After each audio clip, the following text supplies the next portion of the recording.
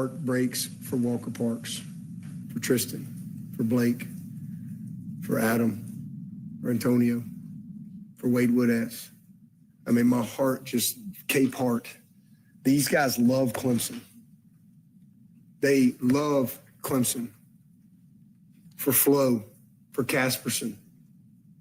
I mean, we have some great dudes on this team that at Linthicum that absolutely love this place.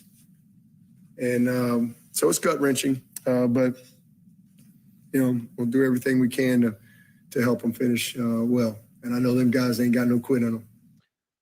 Yeah, how many of those guys did you call busts to their face on the sideline, Dabo? Welcome into Wire to Wire. He's Cole Bryson.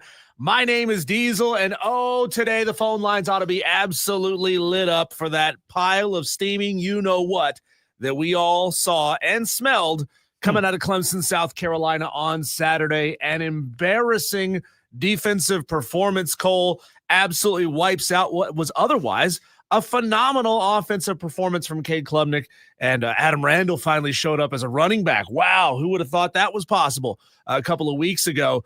Just a gut-wrenching loss if you're a Clemson fan. But, man, Dabo Swinney was in rare form after the game. His heart was hurting, but he was also mad at the refs. But he was also thinking he was going to get fired. Just an absolute swirl of emotions. A lot of emotions, and these are a lot to react to. You and I have a lot of reaction. I know the Tolos have a lot to say. The phone lines actually started before the show went on the air, so that just tells you where your fans are. I will say this. It was emotional. However, and again, we're spending literally the first two segments on Clemson, so there's a lot to get to and a lot to unpack. I think it's very simple. I want to start with this. Dabo Swinney owes us as media and owes the Clemson fans an apology. Not for what's seen on the field, not for the performance Saturday, but for the constant narratives forced down our throat over the past year about why Clemson isn't using the portal, about the past ACC championships, about the past success, Diesel. We've heard it. You've heard it. I've heard it. And look, do you have bad seasons? Sure, you do. But you also spoke so highly of your program just a few weeks ago that it was in the best spot it's ever been. Diesel, I think I start the show by saying Dabo Swinney needs to issue an apology, period. Yeah, he needs to issue an apology to the media. He needs to issue an apology to the fans, and he needs to issue an apology to the players, Cole, that he broke bad on the sideline. Now, I give him full carte blanche to coach the team up. They just gave up a massive touchdown play to end the second half that allowed Duke to tie the football game again. And Dabo absolutely ripped into his players on the sideline. And here's where I have a big problem with Dabo Swinney today and yesterday and after the game on Saturday. Dabo has built his program around faith and family. So tell me, what part of faith and family, Dabo, has you pointing at your players' faces and calling them busts, bust, bust, bust? A lot of people didn't see that. If you were in the stadium, you didn't see it, you might have heard it because, the play-by-play announcers, they were all over this situation, Cole. I saw it as it happened live. It blew me away because I haven't seen Dabo react that way and explode on his players that way in a long time. But here's the audio from the call. This was during the game. And about the 15-second mark of this, you're going to hear Dabo rip into his star-studded defensive secondary in a way that I've never heard from him before. Dabo Swinney's mood at the Clemson bench is drastically different than it was about 3 or 4 minutes ago. They just hit a 43-yard touchdown. And Dabo is fired up.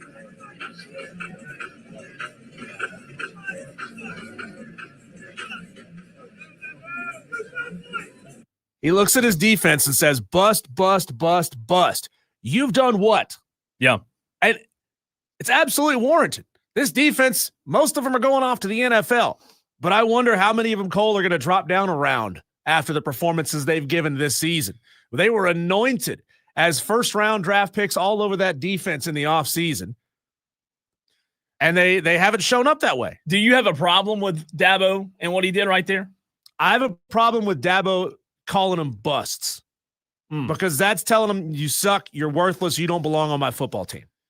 You know, I don't have a problem with it. I don't have a problem with it at all. Really? No, I don't. I'll tell you why, Diesel. This is not the year 2012 anymore. I mean, these guys are professional athletes, and they're getting paid to perform. You and I get paid every day to show up. I mean, if we don't show up, we don't get paid. Simple. So, like, you know, a lot of people out there, including yourself, Diesel, might have an issue with it.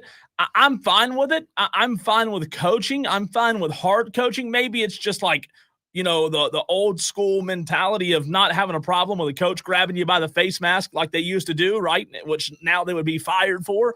I have no issue at all with him going at the players like that. They're not showing up, period. And Diesel, something, whether it's him screaming at them, them looking at themselves in the mirror, or them moving on somewhere, something's got to be done. So what part of having a faith-based program involves calling your players worthless to their faces? What does faith have to do with coaching? I don't think it's a very godly thing to do when that's what you built your program on positivity and faith and family, to call these players bust to their faces. I don't believe it. And to me, that totally scraps any and all narrative and good faith Dabo Swinney has with me. See, I totally disagree there. I don't believe that Diesel, somebody of faith, can't coach hard. I mean, there's a difference in just absolutely going off the rails and losing your witness and just everything that you do as a coach contradicting your faith, or, you know, being a faith-based program. I don't see what Dabo did as contradicting his faith whatsoever. Shouldn't you have them all grab hands and pray about being better in the second half? No. Shouldn't that be what? That's not what faith's about. If you're going to be about it, be about it. That's not what faith's about, though. Faith is not about singing Kumbaya when your team sucks. Dabo's not hired, Diesel, to hold hands and sing Kumbaya. Dabo's hired to win football games. Well, he's been doing that all season. He's been holding hands and singing Kumbaya. These guys are great. They have a lot of talent. I believe in every single one of them. I put my arm around them when they're feeling down. Come on, man. I don't see those two translating. And we're going to get to the phone lines in a second. But here's what I'd say about that.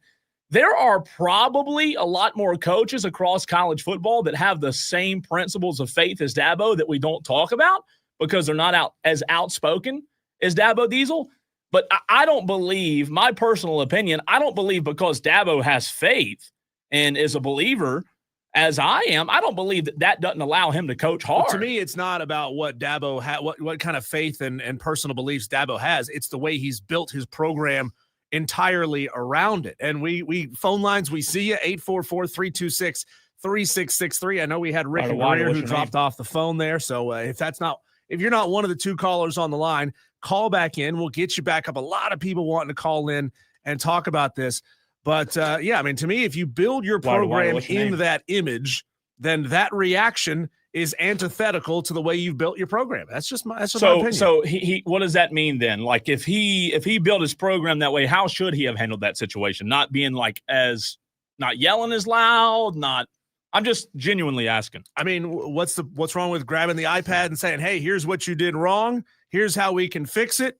Praise be, go be better on the second half. I want a football coach, and I want somebody who's willing to grab my face mask, Diesel, as a competitor. I want somebody who's willing to win at all costs. Well, Dabo hasn't behaved like a football coach for a couple of years. If that's your opinion, Dabo hadn't behaved like one. Yeah, I just don't understand, though. I don't think those two things even translate in the same line of for example, go look at Nick Saban. I guarantee you that, Diesel, you can go out there and find clips of Nick Saban coaching way harder than that, right? But agreed. I also bet that Nick Saban shares every single similar belief, I would imagine, as Dabo does. But he didn't build his program around that. He built his program around creating value for his players to go off to the NFL. Coached hard, create value, go be better in the NFL. That's not what he created his program on. Yeah, I think when you say created the program, I think that is one of the core principles of Dabo's program. I don't think that is Dabo's program, if that makes sense. I don't believe that Dabo Swinney's only core principle is faith. So I'm with you. Like, if you have a problem with what he did and the way that he's coaching, that's your opinion. And other Tolos out there might, but I don't. I don't have any issue with it. I want somebody hard-nosed. I want somebody grabbing face mask because, plain and simple, the job's not getting done. The job's not getting – nowhere in the Bible does it say you can't coach hard. Nowhere in the Bible does it say you can't scream and yell and play. Like, coach. Your job is to coach. I want Dabo to go out there and figure out how to win. And do I still trust Dabo? Yeah, I trust Dabo. But, Diesel, I want him to go out there and figure out what it needs to take, whether it's flipping the table and starting from scratch with this program, cleaning house. I'm fine with it. But I have no issue with what Dabo did. Let's hear what our callers have to say about it. Kev, you're up first. Kev, what's on your mind? What's up, fellas? What's up, man? Hey, man. This is the problem. Everything has went. So, hey, guys, come in and let me love on you and just let me, hey, for years. And when your program start going down, you got to change some things. You're not going to get in the portal. You're not going to do those type of things. Now he's let it go so far. Now he's done spazzed out, which I'm cool with the spazzing out. But now they're going to look at him like, oh, he talked to us like that? Like, and that's how they're going to look at it because they get money now. A lot of these kids is privileged. A lot of these kids are spoiled. And they're taking it to the football field and showing it to the coach and having that attitude. Because how do we know it's not a lot of effort problems that's going, not so much coaching? It could be effort problems down there. Yeah. Now he's having to lose his mind. And now they're looking at, now you getting NIL money. Get your butt to that field. You're a professional athlete now. You are not a student athlete anymore. So we're not going to hold your hand and we're not going to tote you to class.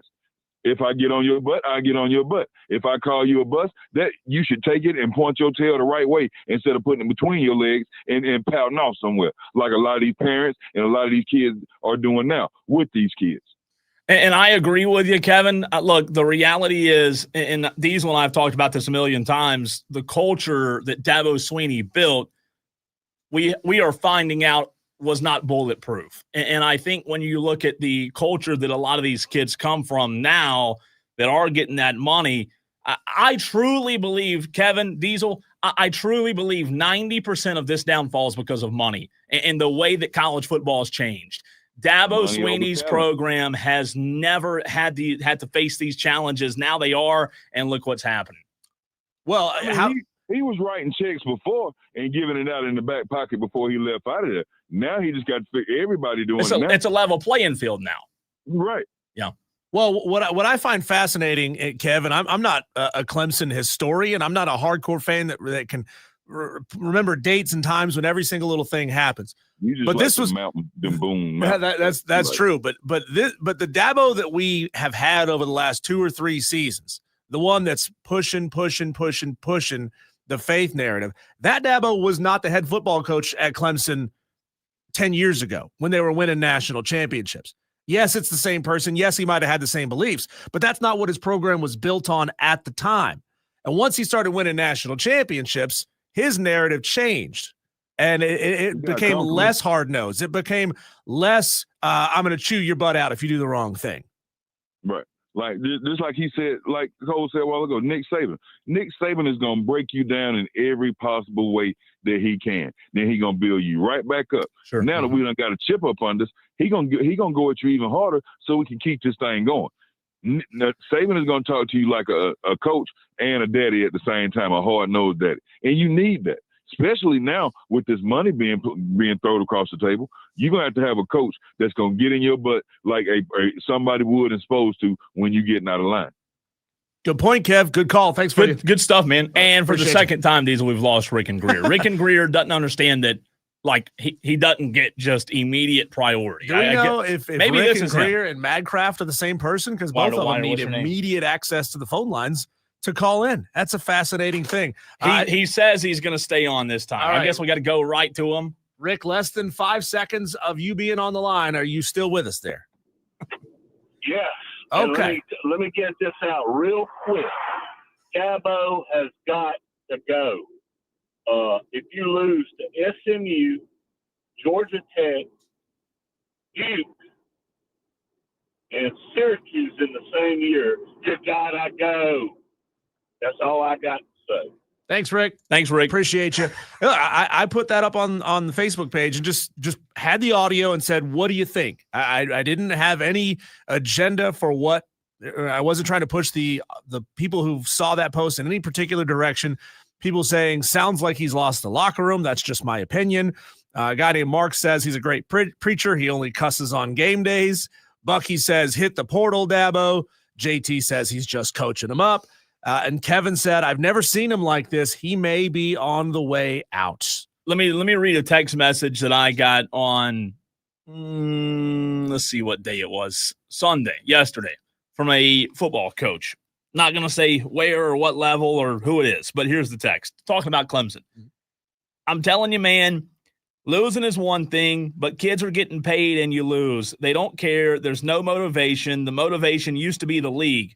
But why am I going to kill myself when we're 3-4 and my checks are still getting cashed? I'll finish 3-11 and make my money.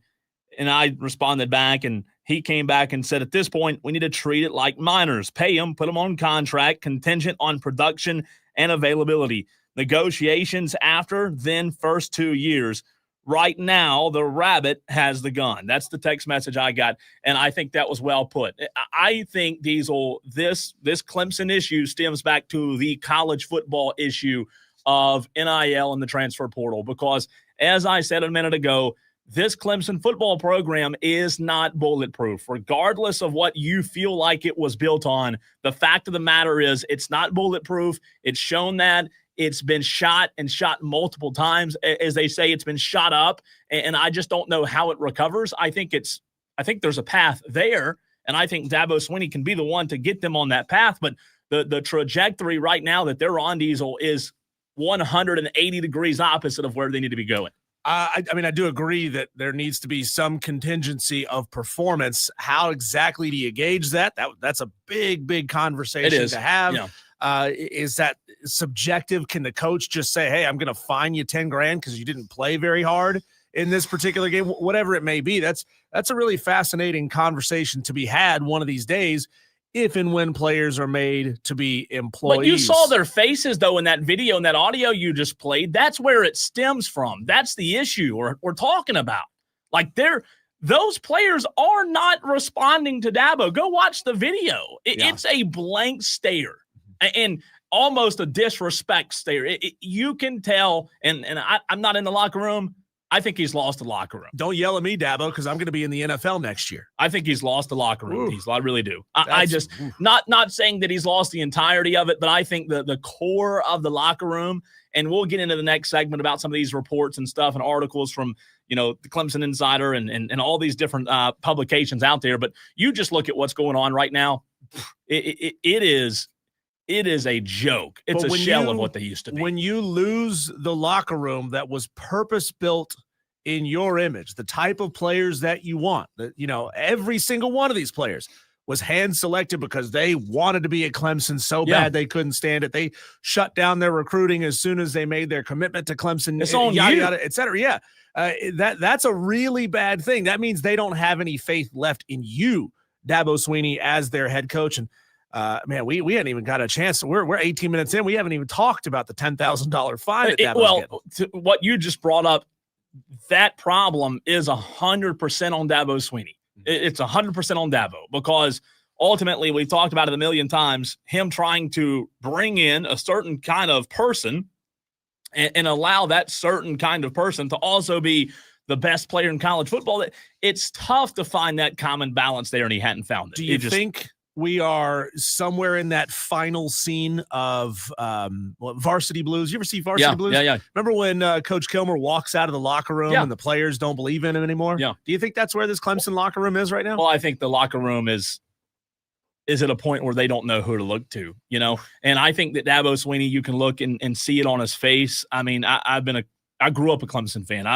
I remember, like it was yesterday, Tommy Bowden being fired. I remember Dabo being hired. I remember I've seen Dabo Swinney, not trying to go back to the point from earlier about him getting mad. I've seen that Dabo for many, many times in the past, and I know that those Dabo Swinneys aren't talked about, but I've seen Dabo Swinney rip Taj Boyd a new one. I've seen him do it with Cole Stout over and over and over and again, and that's why I go back to I've seen him do it before, so I'm not surprised by it now. I have no issue with it now. I just think we're seeing the fruits or the lack thereof fruits, Diesel, that Dabo's way in this new era and this new sport isn't working. And the player development, the recruiting, every single player who's on that roster right now is a direct reflection of one person, period. Like, you can get mad at anybody else and you can say, I've seen all the comments on Facebook about, well, you don't know what it's like for somebody to be fired. You don't understand who it affects. And I don't care. Every single thing that they're doing wrong is a direct reflection of what Dabo Swinney has done wrong, period. He has run this program in the opposite direction, Diesel. Does he get a chance?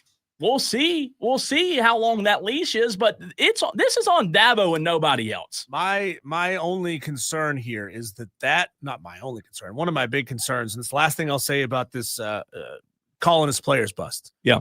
I guarantee you that every single recruiting coordinator who's recruiting a player against Clemson will use that audio and video against him. Yeah. I guarantee you, if you are a recruiting coordinator for Georgia or Alabama or South Carolina or North Carolina, Virginia, Florida State, I don't care who it is, and they're trying to pick between Clemson and them, and they come to that coordinator and they say, oh, I don't know, coach, man, Clemson's really coming after me pretty hard. I like what they're saying. I like the message. I like who they are.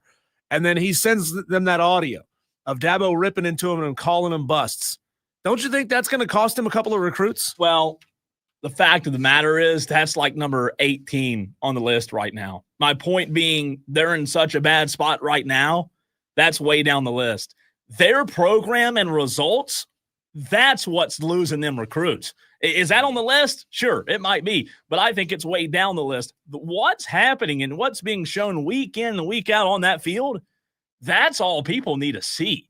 Clemson's not Clemson anymore. This thing is not what it used to be, and I'm telling you, man, it's as dark as it's been since 2010, maybe. It is a dark, dark time, and there's a lot to be said about getting this thing turned around because a lot of change is needed. 844-326-3663. We're going to keep talking Clemson in the next segment, but Coop in Greer says, all y'all are overreacting about Clemson. No team is that good for that long. You will have bad teams some years. If Clemson fires Dabo, they will go back to what they were before he was there. Coop, just curious, are you buried up to the shoulders, up to the chest? Like, how far into the sand is your head buried? Because how do you look at all of the advantages that Clemson has, all of the things coming into this season that pointed towards national championship or bust, and say, it's okay. It's okay that none of those things are working. It's fine. We'll be fine next year. Come on, man. Get your head out of the sand. Well, I wouldn't go that far. He didn't say those things. I'll agree on this, on Coop's text. No team is good for that long. I do agree that all dynasties come to an end. I do agree with that. But, Diesel, I don't believe that that's an excuse and a cop-out for, okay, we're good with it. We're not going to expect the greatness, the best anymore, so we're okay with it. Are you okay with 7-5 every year? Because that's where this team is headed. That's what I'm saying. If you refuse to hold Dabo Swinney accountable for what this program has become, better get used to 7 and 8 win seasons. And again, there's a fine line between understanding that it is on Dabo, but also understanding that I believe, Diesel, in this new era of college football with the portal and NIL, I do believe dynasties might be a thing of the past, but that doesn't mean you still can't be as competitive as anybody else, right? We're not asking for a dynasty here. We're asking for you to be competitive. Right now, you're not competitive. You're getting smoked by SMU, Syracuse, Duke, basketball schools. That's the problem. You know what Nick Saban's worst win total was at Alabama, not including the first year he was there? 10. I was going to say his probably worst double year. digits. And that was his second year. Yeah. 12, 13, 11, 12, 14, 14, 13, 14, 11, 13, 13, 11, and 12. I don't see any losing seasons in that stretch. And Dabo's got 2 national championships. Yeah. And not that many coaches that did. It goes back to Nick Saban got out because he knew what this new era was. Dabo Swinney said, okay, I'll stick with what I have proven to work. But now that it's not proven to work, is Dabo Swinney willing to change? Dabo's threatened that he would, and they just didn't do it. He still hadn't, and I don't know that he will. But we'll find out. We've got some reports to get to from the Clemson Insider, from TigerNet. We're going to get to Grayson Mann later in the show. But some of these articles that have been put out here recently that have words but not really words, no substance, and continued thoughts on Clemson because it's the hot topic. We'll continue the conversation next.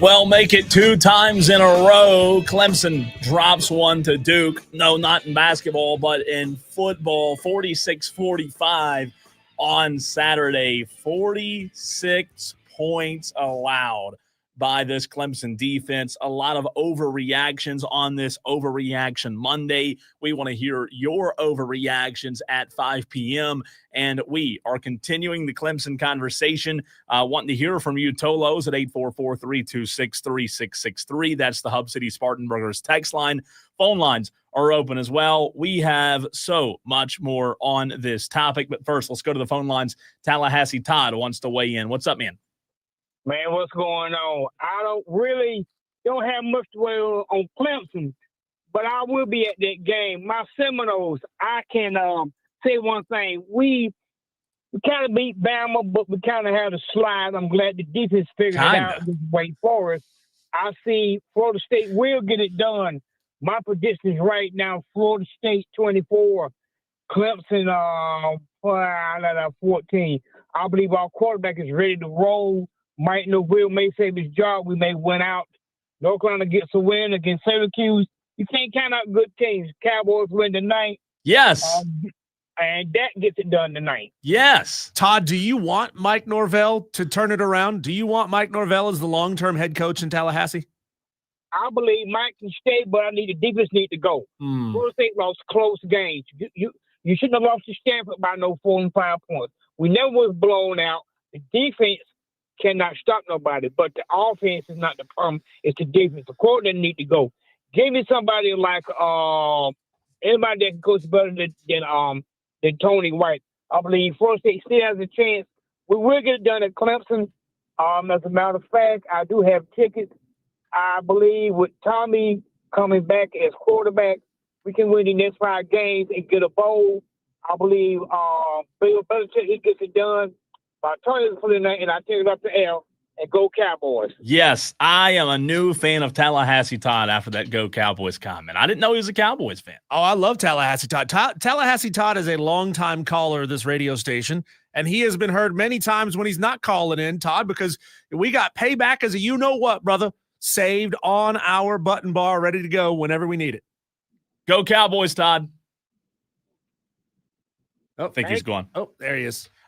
Here's the problem. You're not playing complimentary football. And what do I mean by that?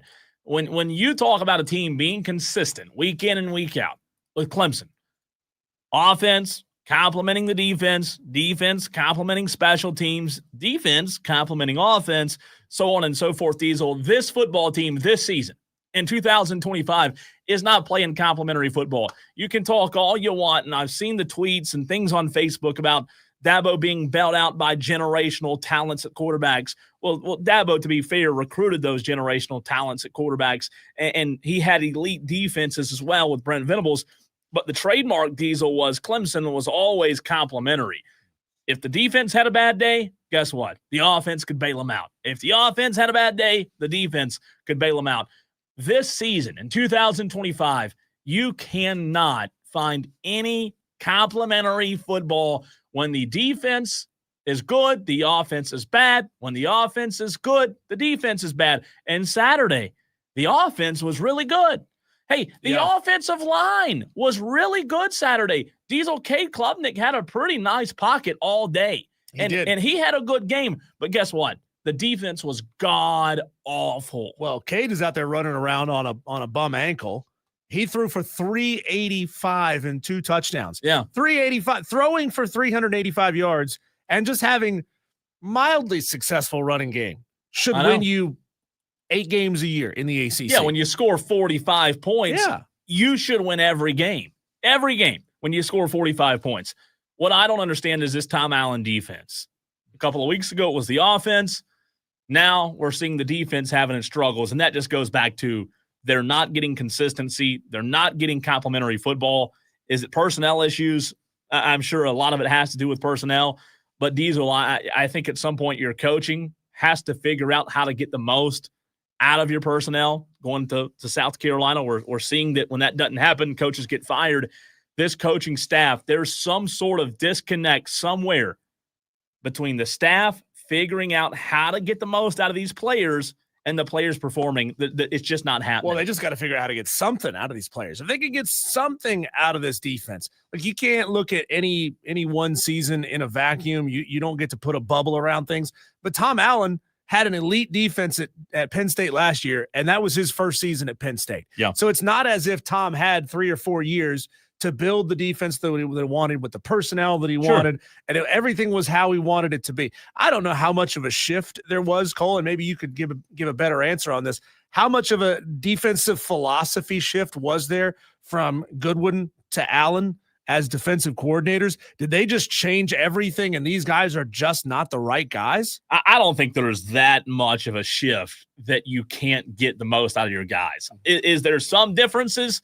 Sure. And I talked to Tom Allen for 30 minutes one day in Greenville, and it was just him and I, and we talked about I love Tom Allen. I thought Tom Allen was going to be a great addition.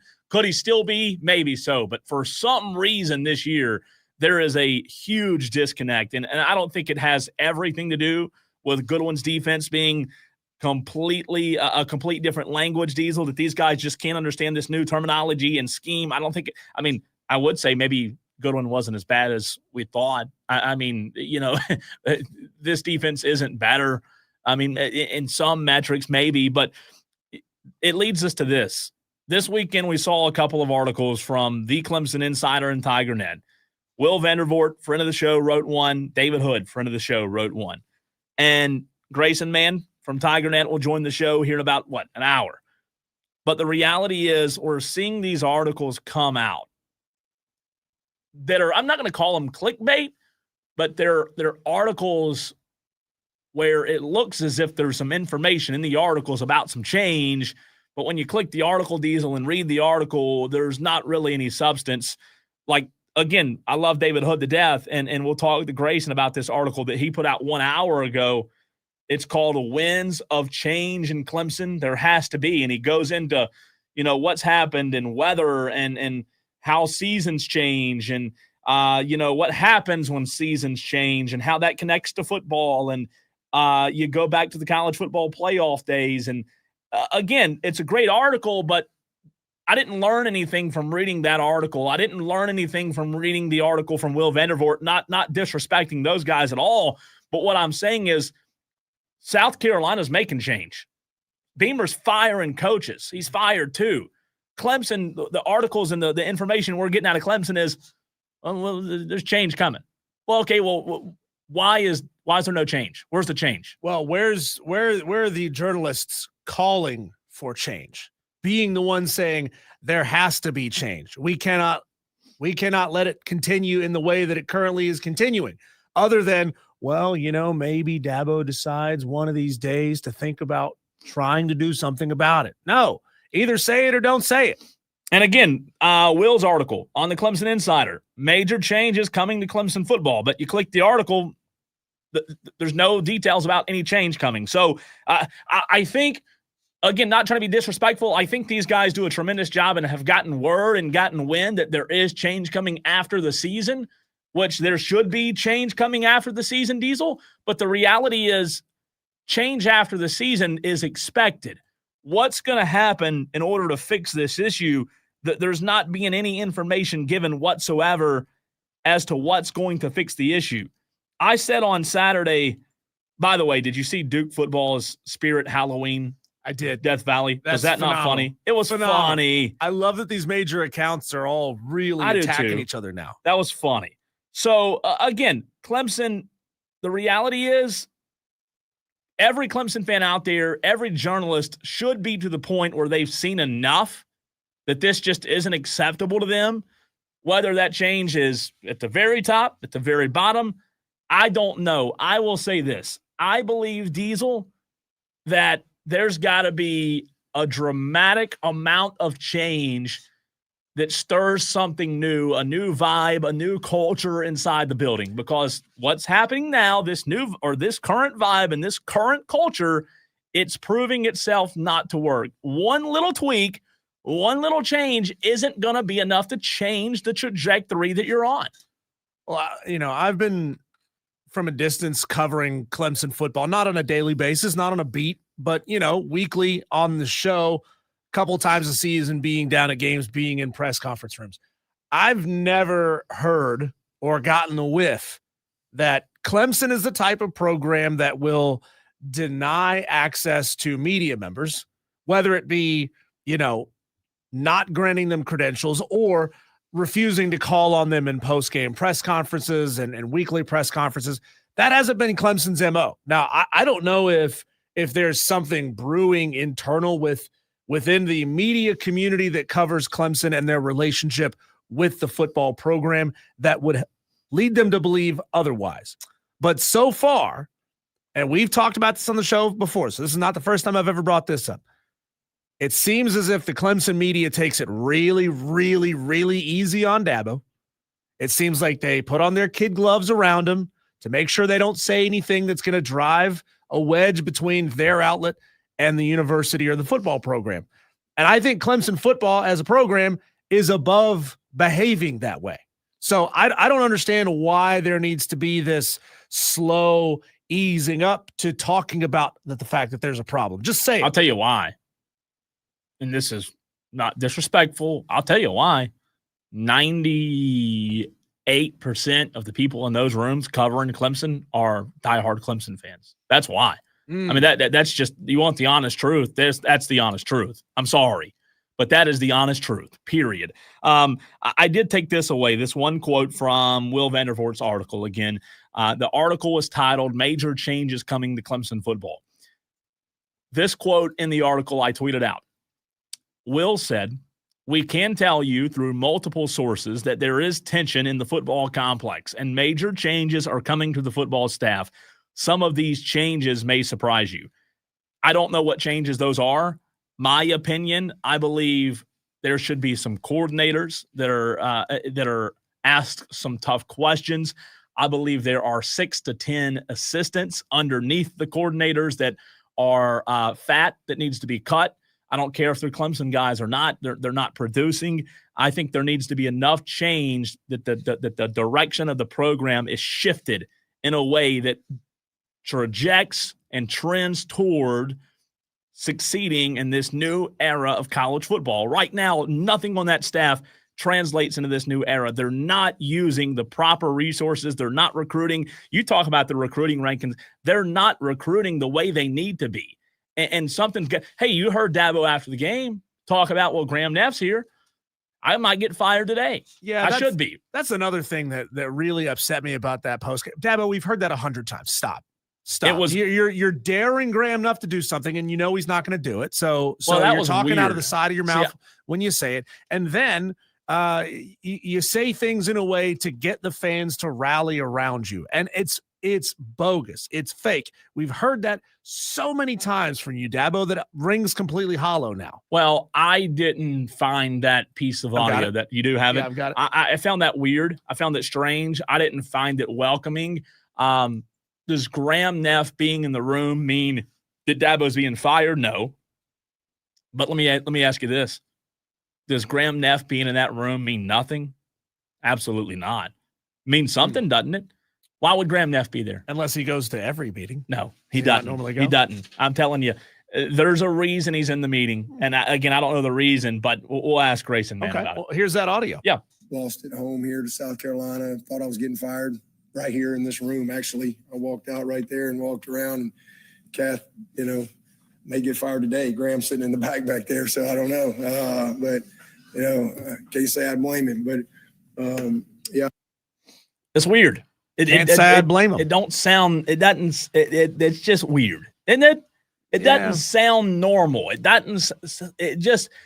That to me sounds like he was saying, "All right, fan base, tweet, Facebook post, say, no, Dabo, we love you. We support you. We're behind you." Well, Eric McLean said on his show, and, former Tiger, he said that he knows Dabo as well as anybody. And looking at Dabo, you can tell that Dabo, is feeling the brunt of this. He's definitely under some pressure, not saying that that his job's been threatened, but because the results are what they are, he's feeling the pressure, and you can sense it. In tomorrow's press conference, I think that'll be telling.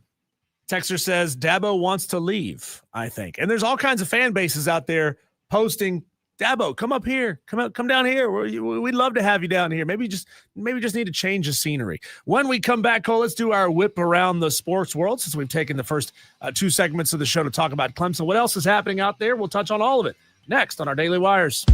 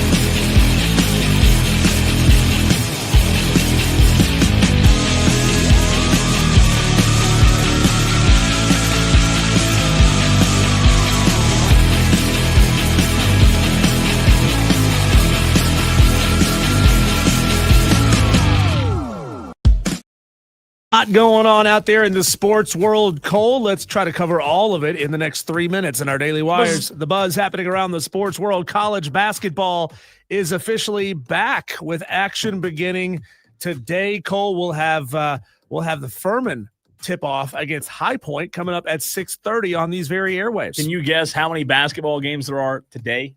I'm going to guess there's like 50. 169. Oh, my. That is 100% true. 169 games today. Clemson tipping off against New Hampshire at 7 o'clock. South Carolina will tip off tomorrow, Cole. So no South Carolina Gamecocks game today. There's just a lot of Division I basketball programs. Yep. South Carolina State and USC Upstate, though, do tip off today. The Eagles added another player to their defense ahead of the trade deadline, acquiring outside linebacker Jalen Phillips from the Miami Dolphins. The Dolphins will receive a 2026 third-round draft pick in the deal, while the Eagles hope to boost their struggling pass rush with their third trade in the last week. This is not a guy that was retired and brought back, though. So at least they're getting a younger player. Washington Commanders quarterback Jaden Daniels suffered a dislocated elbow during the fourth quarter of last night's 38-14 loss to the Seahawks. That's going to take him out for a pretty long time. Locally, Furman fell to Mercer Saturday by a score of 52-28. The Paladins now 5-4 on the season. Wofford defeated Samford 26-16. Look at the Terriers coming back, and they are now 3-6 on the season. Most of their losses have been really close losses. Yeah, so, they've had a tough year, but they are finding ways. Samford a good team though, so that's worth mentioning. Anderson lost to Newberry 24-21. They're now 5-5 on the season. NGU defeated Ferrum, a school that I've never heard of, 27-0. Yeah, they're 5-4. Until last week when I saw who they were playing. That was the first time. Take a wild guess what the Ferrum mascot is. Bobcats. I'm going to say they rhyme. I think the Ferrum Foxes. We're going to look it up in the break. Speaking of words that start with F, how about fired and Hugh Freeze? Woo! Hugh Freeze, 15-19 in his 2+ seasons at Auburn, was fired on Sunday. Freeze will be owed $15.8 million in buyout money with no mitigation after he signed a 6-year, $49 million deal to replace Brian Harsin in 2022. He's the 8th Power 4 coach to be fired this season and the 4th in the SEC alone. Dewey's loving life right now, and everybody's fired. It's true. ACC fined Clemson $10,000 and issued a public reprimand for Dabo Swinney following his comments criticizing the officiating.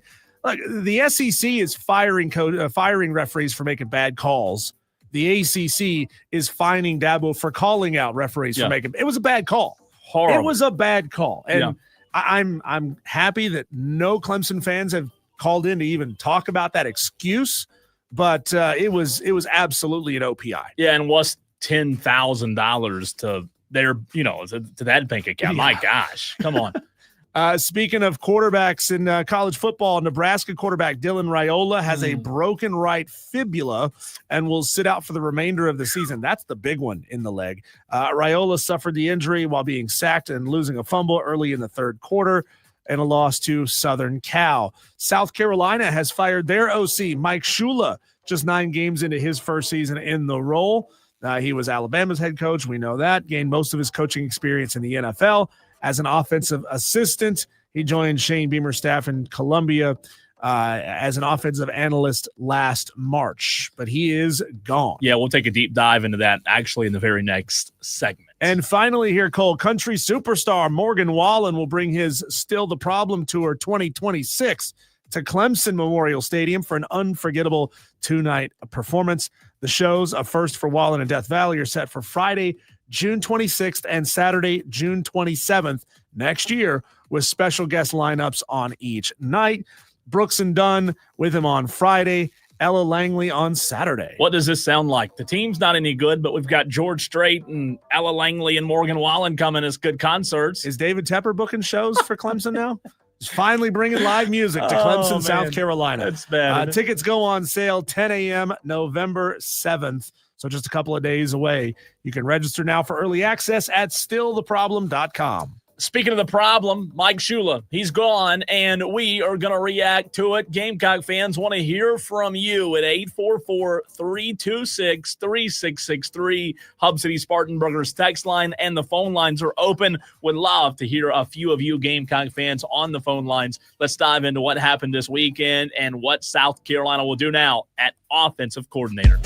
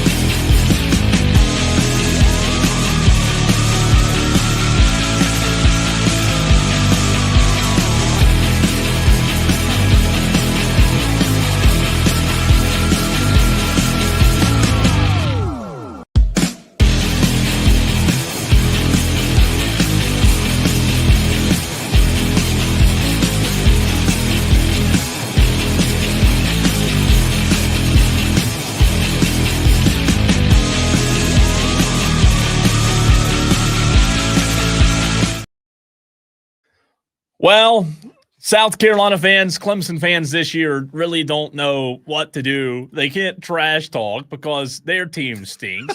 While the other one stinks, their team stinks as well. I did see a meme earlier that said instead of having a game, Yes. can they just have a cookout? It's so funny that you literally just stole the exact thought. That is literally no. It's we're on the same page there, and I literally was about to bring that up. I think that's a great idea, as long as Lenoris isn't throwing the cookout.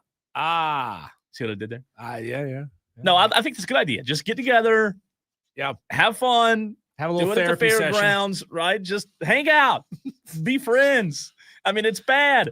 If that game were played today, I don't know who would win, but we're going to find out here in a couple of weeks. Speaking of South Carolina Diesel, Mike Shula. We have been talking about Mike Shula this season quite a bit, but for all the wrong reasons. Yeah. And boy, I thought to myself Saturday night watching that game when I saw Shane Beamer on headset rip Mike Shula a new one, and you could read Shane's lips where he said Mike like twice. He was ripping Mike like Dabo was ripping the players. And I knew then that, boy, this is not going to end well. I did not know if it were going to be Sunday when he got canned Diesel, but ultimately it was. South Carolina's play calling, their offense has not gotten any better. And Mike Shula finally, it feels like it's a long time coming, even though it's only his first season. He finally did get canned, and now the Gamecocks, we talked about it just last week. Shane Beamer has the biggest decision that he's ever had to make. Yeah, Shane Beamer has already fired his offensive line coach. Now he's fired his offensive coordinator. There's usually only one good reason to even talk about the offensive coordinator, which is the season's gone so well, we're probably going to lose him to another team, and he's going to become a head coach somewhere. If you're talking about the OC's name very often, it's not a good thing. It's not a good thing. Look, I think it was the right move. I said on Twitter, I don't know if it does anything for the near future in terms of like this season with Mike Furry and Sean Elliott calling, the offense now will look a little bit different. Maybe. I don't think it changes this season much, but I do think it was the right move in terms of you have a sensational talent at quarterback that you're not getting the most out of. That's the biggest issue. You don't want to waste Lenoris Sellers, and unfortunately, it feels as if South Carolina, Mike Shula, wasted this 2025 version of Lenoris Sellers.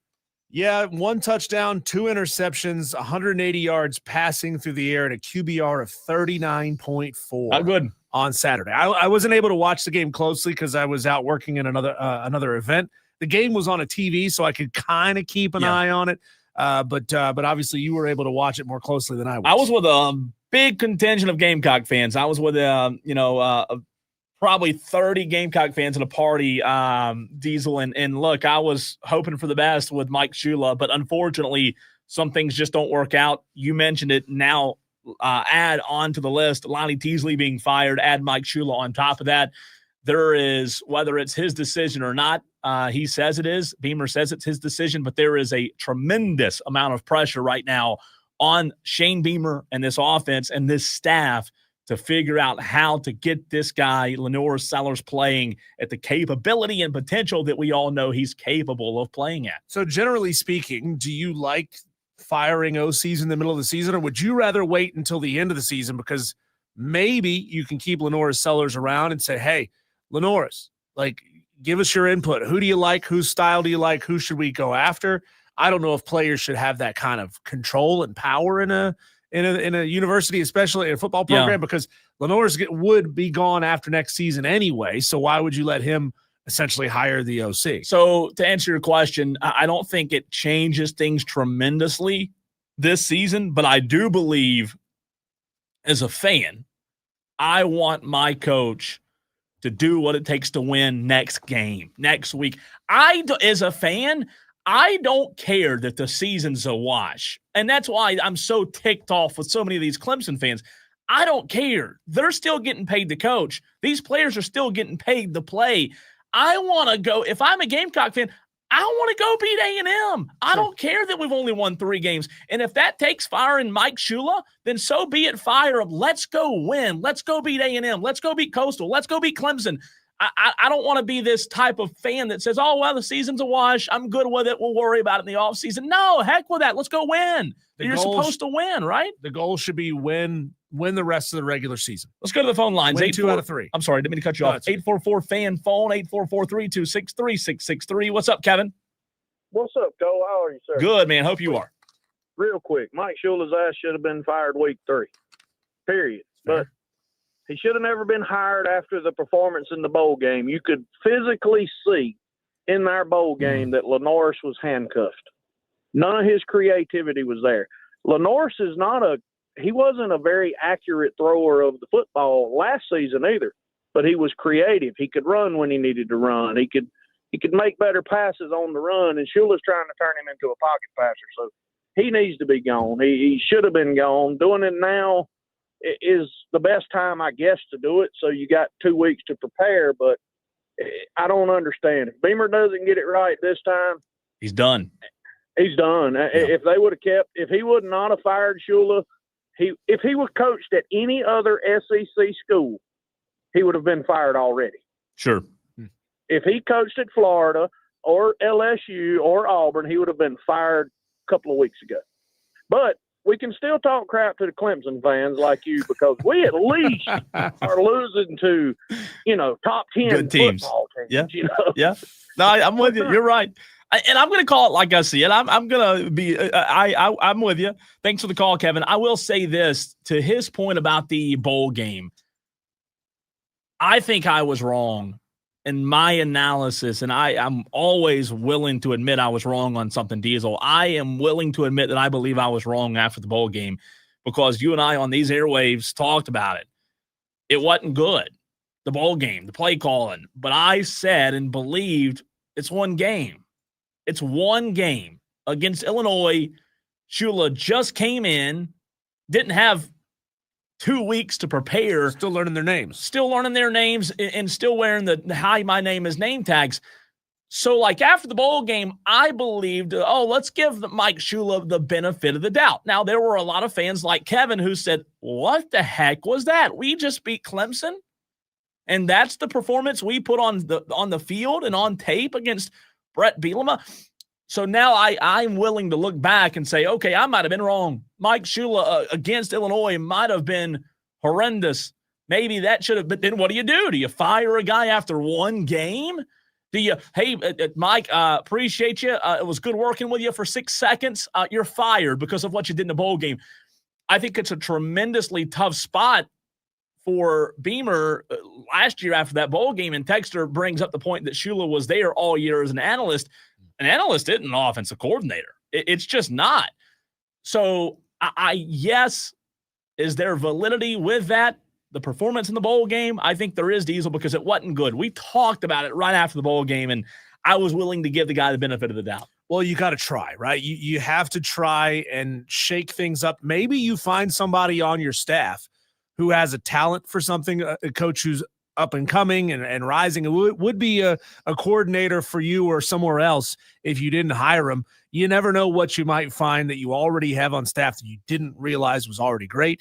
Or, you just never know. But, Florida, they were running last week against Georgia on Saturday with a brand new OC, and they almost beat Georgia. They almost took down Georgia. And that was a wild football game, a really well-played game, a really well-called game for Florida with Ryan O'Hara in his first game as a play caller. But you never know if you got your Ryan O'Hara on staff. You don't? I don't believe they do. I don't believe the next offensive coordinator is on staff. We talked about it just last week, that if you're Shane Beamer, Diesel, and Kevin said it, he's right. We talked about it last week, that this hire in this offseason could be Shane Beamer's final hire. I think it should be. Well, if it goes wrong. Okay, you're right. If it goes wrong, right? If it goes wrong, I'm with you. I think if you don't get it right now, I will say this, give him a blank check.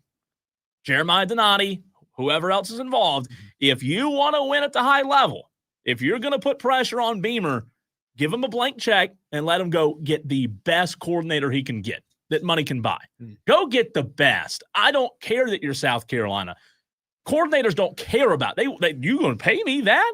Yeah, you bet. You dang right I'll come to Columbia. Well, and here's the hard part. Even if you do go get a really good coordinator, you better hope that he goes out there and wins 11 games for you and gets hired somewhere else. It's a bad problem to have, or a good problem to have, that you're having to hire then another coordinator after that. Great problem. But when Shane Beamer has not shown the propensity of hiring good coordinators so far on the offensive side of the ball, you may say, okay, we had one good year with a good coordinator, and then we're back to square one with a chump after that. And I'm willing to cross that bridge when we get there. Sure. You know what I mean? Because Dabo Swinney did it with Clemson and Brent Venables for years. You'd rather have one great year than get fired. How many years did we sit here and say, how in the world has Dabo Swinney held on to Brent Venables this long? We talked about that forever, Diesel. It was every week. How is Venables still?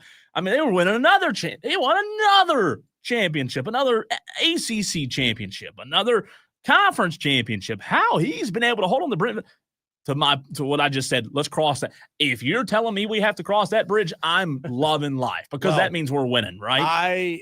I'm thinking here. When was Sam Pittman at Arkansas fired? That was around week 5, right? Something like that. It was early, yeah. Are we talking about now the possibility that week 5 of next season, if this OC hire doesn't come out of the gate firing on all cylinders, Shane Beamer's fired by week 5 or 6?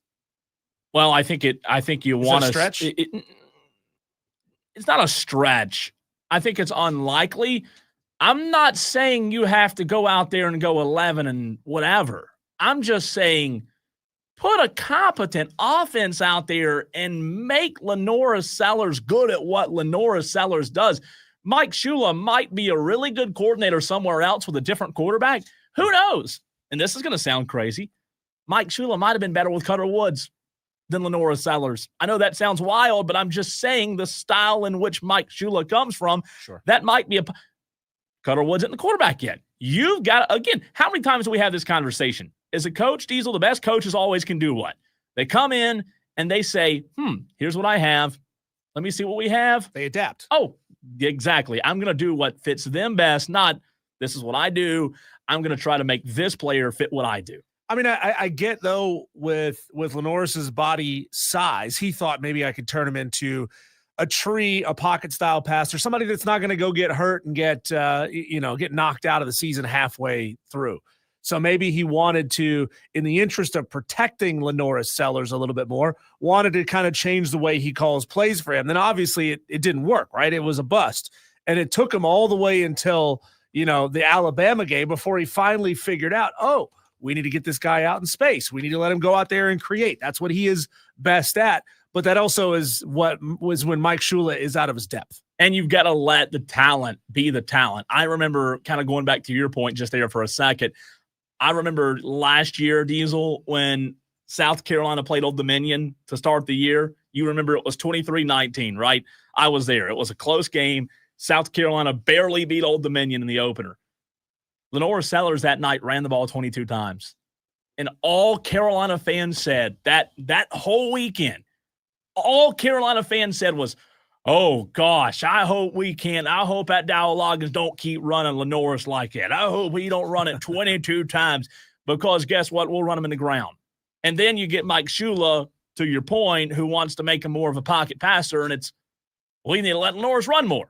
Well, He did. He ran 22 times. A quarterback running 22 times against the opener. By the way, only 2 fewer rushing attempts than the running back had that night in Rocket Sanders. You're talking about an offense that just hit lows this year, Diesel. Scoring under Mike Shula, 19.7 points per game, 16th in the SEC, 119th nationally.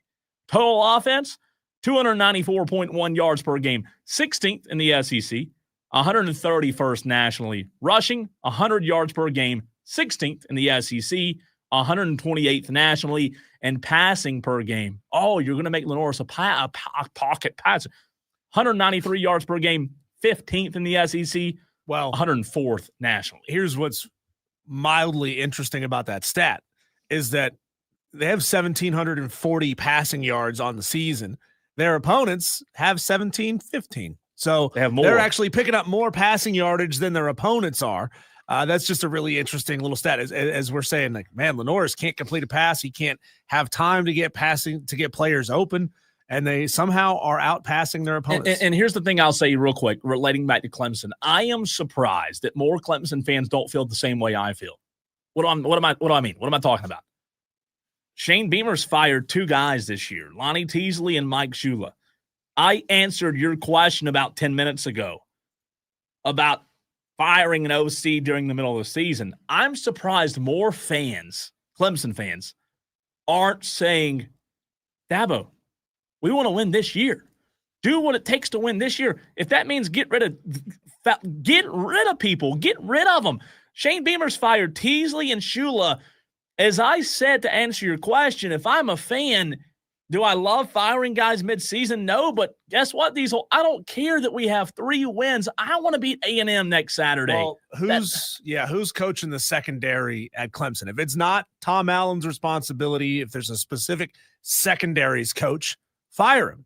Get him out of there. The DBs, the safeties, they can't stop anybody. Why do you wait till the end of the season if you're Clemson? Again, if the season's a wash, we'll go.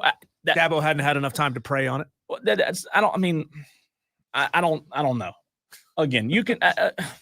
Yeah, I know you're joking. I know, I'm but joking. it comes down to how bad do you want to win? How bad do you want to win? Well, do you want to win bad enough to do you want to win at all costs? We'll do it right now. Well, and that to me is a coach who still knows he's not under any kind of pressure. Who knows that he doesn't have to fire. I believe in my guys, meaning I don't have to make a decision on this right away. I might make a decision at the end of the year, and that's fine. Do it then. But, I mean, you still got a couple games left that you can win, and it doesn't seem like you're gonna do it the way that you're doing it. When we come back, let's get back into the Clemson conversation. We'll talk to Grayson Mann of TigerNet. That's next.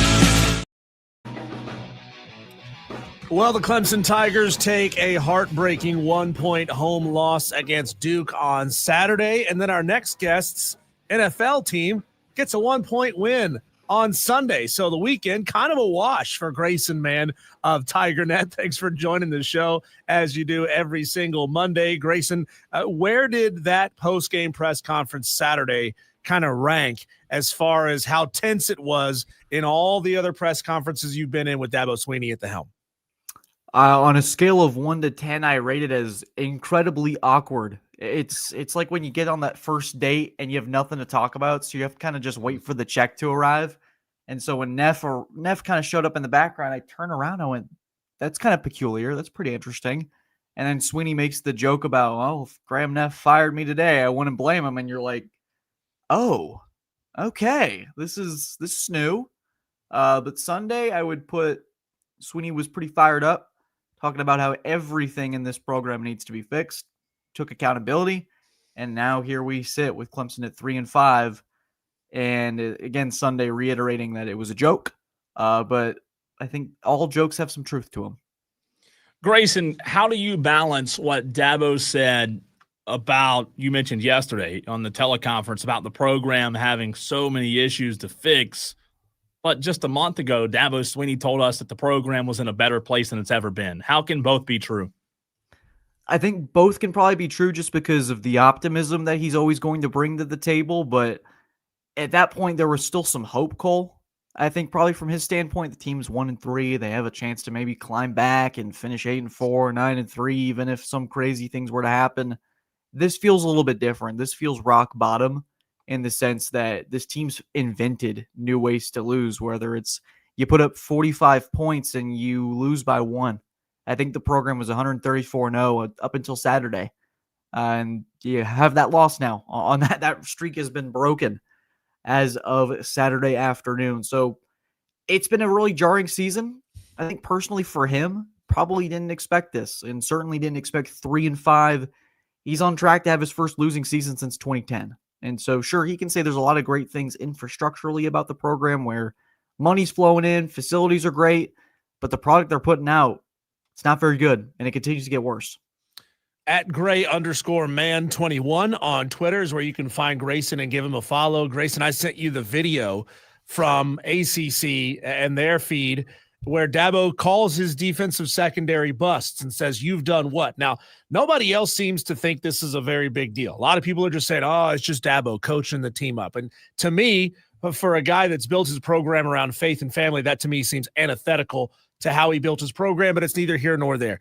What did you make of that? And is there any plan to ask Dabo what exactly he meant by calling his players busts? Yeah, and I think the term bust was used more for coverage busts. That's just my opinion there. Now, he could be well calling them busts, which is, I think, frankly true at this point, given a lot of those players. And Swinney was asked about this last night, clarified, said he was ripping the entire defense along with the defensive staff, and that was after the touchdown that Mensah threw to tie it back up at 28, so that everybody needed to be held accountable. And there were a lot of coverage busts, not just on that specific play, but entirely. So a lot certainly going around. He could be calling them busts, but I thought it was more about the coverage and just the amount of whiffs that Clemson had on Saturday. It is not hard to attack this defense, and that's a massive problem, and that's going to continue to compound on itself as we get closer to a team in Louisville that's pretty good. South Carolina, I know they're struggling. Lenore Sellers had a pretty decent time in Clemson last year, and Florida State and Castellanos looked like they've found their groove slightly after annihilating Wake Forest. Clemson's entering this game this weekend with virtually no pulse. I felt like Saturday's game, not to continue to ramble, but I felt like Saturday's game was make or break the way it was going. It was either going to galvanize November or we were heading for a pretty dark territory, and I think we're at the latter at this point. Grayson, how do you explain Clemson in 2025 being so uncomplimentary? Yeah, that's a loaded question, Cole. It's how much time do we have on this segment? For this much as you want. It's fascinating. I said earlier they'd found new ways to lose, and you've had games where the defense looks competent, and that LSU game, great example. Defense is able to shut LSU down to 17 points. Most times that's a win. Offense only produces 10. Then your offense has its best game of the season on Saturday. Klubnik career high in passing yards, looks incredibly comfortable after the ankle injury, and his defense can't really stop anything. Couldn't get off the field on fourth down. I believe Duke was perfect on the afternoon, and just a lot of execution and coaching. I think those are the two words that come to mind when they seemingly haven't played that perfect game. And even against Troy, a team that was considered their get-back game, you had a mess that you had to overcome. So Clemson hasn't played up to this point. Maybe you could say North Carolina, but a 3-5 North Carolina team that wasn't really discovering itself quite yet. I don't think that's maybe the hill you die on if you're a Clemson fan. Grayson, let's talk about this $10,000 fine. Not really something that Dabo's had to deal with a lot in his tenure there. Most of the time, he's all smiles. But at the risk of quoting the song, where does that $10,000 come from, and where does it go? And will Dabo have to pay it himself, docked out of his actual paycheck? Can a donor step in and pay that $10K for him? I'm not sure, because I don't think I've ever had a situation where Swinney's been fined, and I'm sure either he pays for it or maybe the university covers it. That one I'm not entirely sure on the logistics of the fine. I do think that we were all expecting a fine. I thought 10,000 was pretty low, but I don't know what the ACC can allocate for certain things. But Swinney certainly had his words on Saturday for the officiating. Certain angles reveal certain things, and I think that the officials were correct in calling a penalty on Clemson, but I think it was more defensive holding at the line of scrimmage because it just got to hand fighting at the end zone. But I think Terrell did hold before the pass was thrown. So if you call a 5-yard penalty first down, sure. Pass interference at the 2, probably don't agree with that just from my standpoint. But overall, Swinney certainly had a right to be mad. It's the emotions of a close game. You feel like that's one of your few opportunities left on the schedule to get a win. And from Swinney's viewpoint, he was robbed of that. So certainly he was pretty aggressive in his post-game presser. Grace, I want to ask you about some articles that have been written, one from TigerNet, one from the Clemson Insider. I talked about these articles earlier in the show today when it comes to change. And again, I don't know what change is coming. I know that there have been rumors about which change is coming and some talks behind the scenes, but can you help me understand what these articles, not trying to put anybody on blast here, but what are these articles actually telling us in terms of things we don't already know? Yeah, I think it's just kind of standard procedure at this point, is that you're kind of just at this. There's been a lot of rumblings for the last several weeks that changes were coming. It's my understanding that there are in the offseason. To what degree, I don't think anybody's entirely sure. So I think in some cases, those are just column pieces where that's just the opinion of the writer. Specifically with David's article on TigerNet, it's more of just the same of, yeah, sure, there are changes. And you kind of say that at the beginning of, okay, maybe a position coach here or there. I think we're talking more program wide. And so there's not just one quick fix that can be made. I think massive overhauls need to be made in the weeks following, whether that's the South Carolina game, in between that or the bowl game, should Clemson find a way to be bowl eligible. So it's just this continuing snowball effect of reiterating the same points. So I think it is what it is at this point. It's my understanding, again, that changes are coming. To what degree? Not entirely sure.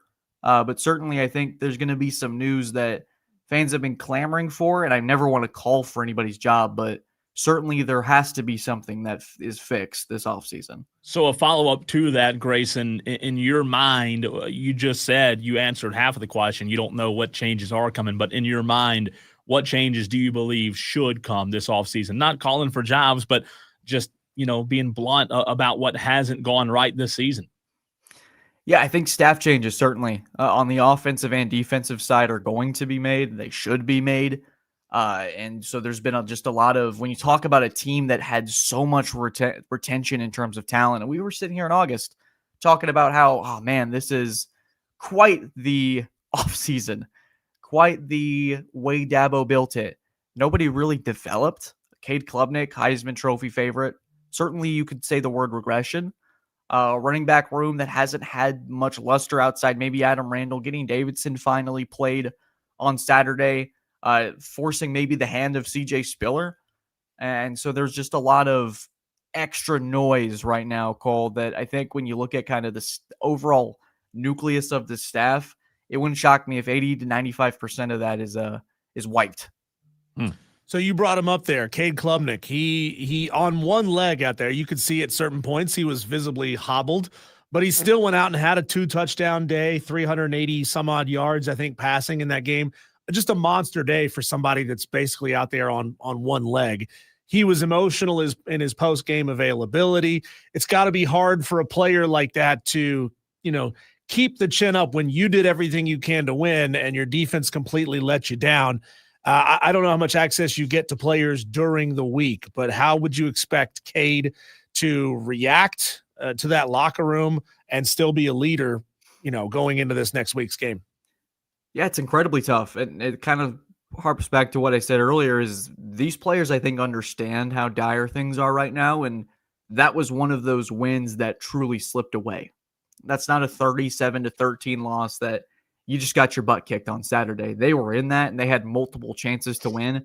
And I don't think anyone's sitting at 2 and Klubnik and going, you lost us this game. I think he played his ass off, to be frank with you guys. And so that was one of the games that he's like, man, you got a lot from your quarterback. You got a lot from this offense.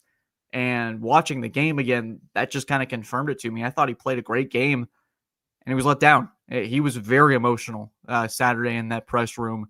And that's got to be tough to carry on your shoulders. He's carried a lot this year, certainly shoulders a lot of the blame, rightfully so. So in a game like that, where you really put it all out there, you have to sit out a week and kind of watch your team lose again. I can't imagine it's really been a tough few weeks for him. And so the rest of the year, it'll be interesting to talk to him on Wednesday and kind of see where he's at mentally. That'll be a great question, certainly to field his way as Clemson reaches the home stretch of his career here with the Tigers. Grayson Mann, TigerNet.com, joining us on the Fan Upstate. Grayson, do you have any inclination as to why Dabo hasn't made any in-season firings? Just not his style. I think that they're going to I think privately, I'm sure conversations have been had, but I don't believe it's Swinney's style to make these mid-season staff changes, kind of mess up the mojo of whatever you're trying to build the rest of the way. So whatever mojo is existing probably is the wrong choice of words there. But it's just not his style for a midseason change. I think they will be made in the offseason. Now, if Clemson, let's put the hypothetical train out there. Let's say Clemson's 5-7. They finish the season. They're not making a bowl game.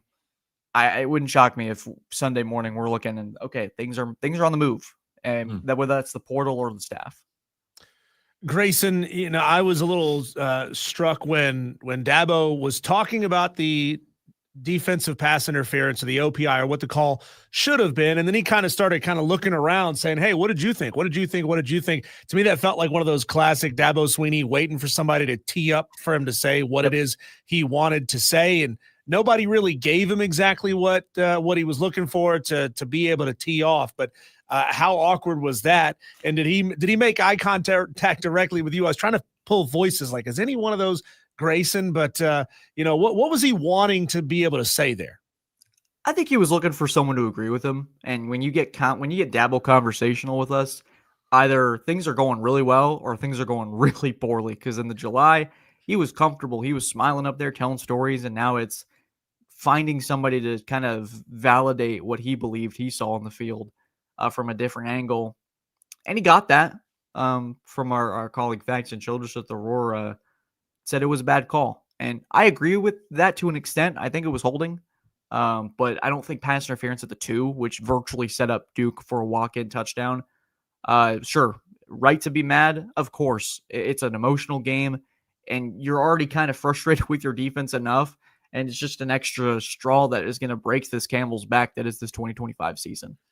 Grayson, on the Hub City Spartanburgers text line, texter says, question for Grayson, hypothetically, if Clemson parts ways with Garrett Riley, who would be the best fit as the next OC? This comes from RJ. It's a great question. There's some good ones. I would love to see. Now, my answer is kind of twofold because I think Clemson's best strategy is to copy what Oklahoma did in the portal. And you find your quarterback with your OC. Is that Drew Mestamaker at Texas? Or North Texas? Is that another quarterback? Maybe it's Tulane, what John Summerall's staff is doing. That's certainly worth watching for. Arizona State and Kenny Dillingham, what they've been doing for the last 2 years has been pretty impressive. Lost Sam Levitt, so you can't take too much of what November is accounted for the Sun Devils, but there's some interesting names out there that I think are going to be considered. Duke's OC is doing a phenomenal job. Does he see it being a move up to maybe try to resurrect Clemson? You have to kind of look at it differently now with this program. Who's going to be the leading man? Who's going to be the staff? A lot of questions. And so I think that changes depending on who the candidates are.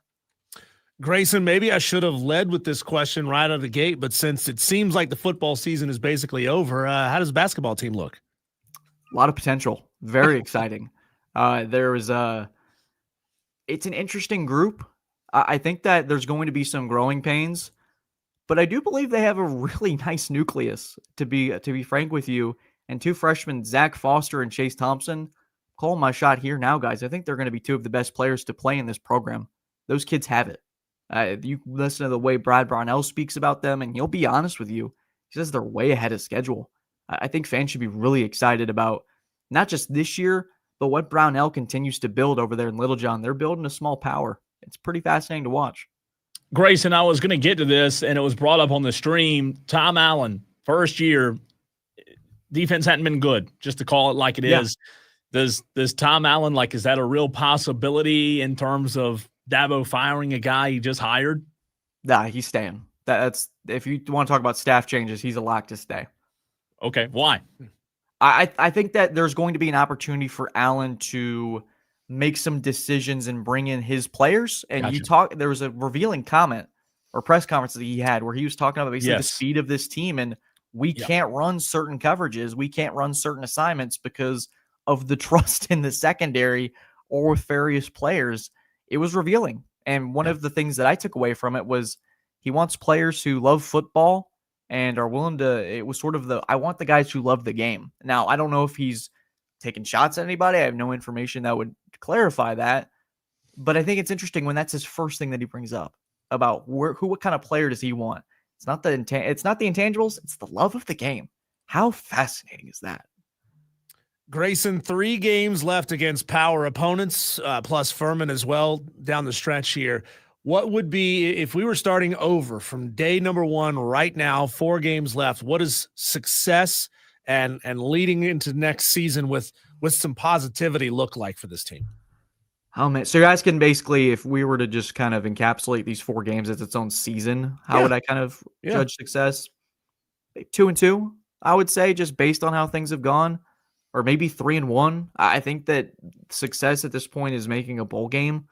But with the way this season's gone and the expectations that you entered it with, I think it's kind of a lose-lose regardless of how this thing goes. 6-6 is going from odds-on favorite to be in the national championship to scratching and clawing to make a bowl game. You're last year's FSU, and that's not a good thing. Grayson, when you look at what the other team in the state is doing, they are obviously struggling as well. South Carolina just fired Mike Shula over the weekend. We've asked this question several times, maybe of you, but we've had a lot of fun with it. And I'll ask you again on this 3rd day of November. If Clemson and South Carolina played tonight, who would win? Pick South Carolina. Really? Even after that offensive explosion? I think that they'd be able to figure it out against Clemson's defense right now. And I think Sellers has already proven he can make big plays, and that was last year. I think that also they're going to be home, which will play a factor. It's a very easy choice in my mind. Wow. So, Grayson, again, there may be a little facetiousness in the way I asked this question, but who is the best football team in the state right now? The Blue Hose, baby. Yes, that's a good answer. I was hoping that's what you were going to say. That's a good answer. 8-1. You lobbed that up to me, and I slammed it, right? You did. You did. Okay. That's a good answer. They're impressive, Grayson. So are you. You're the best. As always, appreciate your time and analysis. We'll talk to you next week, man. Sounds good, guys. Take care. Grayson Mann, TigerNet.com. If you missed any of that, you can go back on the Odyssey app where you have the chapters feature and you can listen to that entire interview there. Also on the iHeartRadio app, make sure you set the Fan Upstate as your #1 preset on that app as well. I did like the point that Donnie brought up on the stream about Tom Allen after I asked this question. He says, I hate his players argument. he should adjust to what he has until he gets what he wants. I don't think that's a terrible point. I think there is some validity with that, Teasel, with that being said. I mean, yeah, we brought that point up with Mike Shula as well, right. and having to adjust to what Lenora Sellers does well and to adjust to what, Oscar Attaway and Rachel Faison all do well. But it's hard, I guess, if you're a coach that has come in with tremendous success that he had at Penn State last year, to be like, yeah, I'm going to scrap what I did at Penn State and start over fresh with something new. Tolos, your overreactions, 15 minutes from right now. Go ahead and start marinating of what your best overreaction is. We'll open the phone lines up, but let's dive into what the first round of the high school football playoffs look like. In the postseason is here, and man, what an exciting time. Some good matchups in round one, and unfortunately, some seasons coming to an end. We'll dive into the first round matchups next.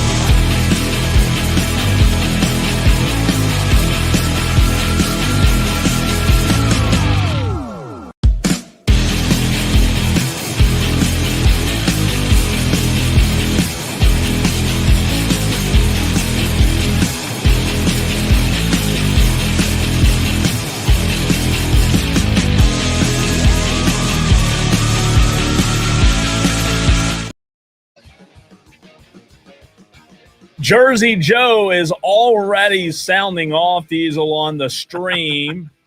Let's see here. That's just talking in Jersey. Well, that's true, too. This is a mouthful. Let's see what Jersey Joe says when it comes to high school football. Don't even get me started with the high school playoffs. Number one, there are way too many teams in each classification. Number two, how does a team with 3, 4, or even 5 wins make the playoffs? Should a minimum of 6 wins to qualify for the playoffs, and then you take the top 8? Ridiculous if you ask me, but what do I know? And with that being said, we look at the first-round matchups of the high school playoffs, Diesel, that do involve a lot of underperforming football teams. Let me put it that way. Well, unfortunately. To Joe's point there, I completely agree. Yeah. I completely agree. Teams with sub 500 records should not be making the playoffs. Yeah. If that means at different classifications you only have a 4-team playoff or an 8-team playoff, fine. Go for it. What do we hear from Lou Bezjak of the state newspaper and all the different people that we talk to about high school football? That for a lot of parents, travel is a problem. It's an issue. It's financially burdensome. You know how you help alleviate some of that burden? You cut some of the games so you don't have to travel and go on the road all the time for multiple weeks through the playoffs. If we don't have enough teams to have a 16-team playoff at each division, at each classification that have plus 500 records, then you need to shorten the playoffs down to 8 teams. So here are the first round matchups of the teams in our coverage area. And yes, some of them are bad teams. They won't be playing next week. There might be an upset. I'm not saying there won't be an upset, but I don't think there will be many. I hadn't picked many. You've got Bowling Springs, Malden on Friday, a rematch. J.O. Man, Spartanburg, Eastside, Gaffney, first round, Diesel, also a rematch. Nation Ford, Greenville, Riverside, Hillcrest. That's the game that I am going to this Friday with Burns being off. I'm going to watch Riverside and Hillcrest. You have Emerald Fountain Inn, Lancaster, Seneca, Dreer at Daniel, Greer at Camden, Pickens at Westside, Blue Ridge at Wren, Carolina at Powdersville, Pendleton at Broome, Union County, a one-win team at Crescent, St. Joseph's at Mountain View Prep. By the way, I think that game's going to be played at St. Joe's, Diesel, because Mountain View don't have a home stadium. That's at least the word I've gotten as of late. West Oak at Woodruff, Wahala at Christ Church, Palmetto at BHP, Chapman, another one-win team, at Southside Christian, North Central at Clinton, Chesney at Fairfield Central, Blacksburg at Chester, and Great Falls at Abbeville. A reminder, Burns is off Friday. Diesel in 5A. There are 4 teams in each classification, or each division rather, that have byes, and Burns is one of those teams. The second round will have some really good matchups, but I don't know. We might have some lopsided affairs from what I'm seeing here in the first round. Yeah, I don't like a team that just had a good season having to play a one-win team, because what if you get somebody injured and you lose somebody in that game that is not going to be available for a better matchup the following week? Tell me about, you said a couple of those were rematches, especially you said that the Malden versus Boiling Springs game was a rematch. I don't know if there were others. How did those games go the first time around? Malden beat Bowling Springs the first time. If I can, I'm going to sneak over to that game. So I'm going the Riverside to Hillcrest. Hillcrest and Malden aren't too far apart. Yeah. Depending on Diesel, if one of the two are lopsided or not, I would like to be able to sneak over to maybe the other one at halftime. But Bowling Springs Malden is a rematch. And I just saw Bowling Springs on Friday. Burns played Bowling Springs, and it was lopsided. But Bowling Springs lost to Malden back early in the year. Malden's a team that's playing good football, and I know the old saying it's hard to beat a team twice, but as of right now, man, my early lean is Malden. I just think they're playing better football right now. And then the other one you mentioned, Eastside Gaffney, it's also a rematch. Gaffney won the first time by 5 points. It was a close game, 40-35. Eastside's a good team. I don't think it'll be as close this time. I think Gaffney probably pulls it out. Again, the saying is true. It's hard to beat a team twice, but these will sometimes the better team's the better team. You know, sometimes you are what you are. So I think those two rematches could be interesting. I'm excited about Riverside Hillcrest, Jackson Free. versus Gideon Merritt. I think that could be a lot of fun to watch. Two really good quarterbacks. And then, like I said, the teams that are on buys next week, I think we'll have some really good matchups in the second round of the playoffs. Well, Cole, we're not done talking high school football today. Coming up in the 5:45 segment, we're going to get into a juicy story that the Dutch Fork head coach Tom Knotts believes somebody from Irmo broke into their Huddle account and was watching their practices, figuring out things they were going to do. That's a wild story. I can't wait to get into that in just about an hour on the show. But coming up next, Tolos, it is your opportunity to sound off. We've had a lot of text messages today, and that's great, but we want phone calls. 844-326-3663. What do you have to overreact about from the past weekend in sports? Call us up next.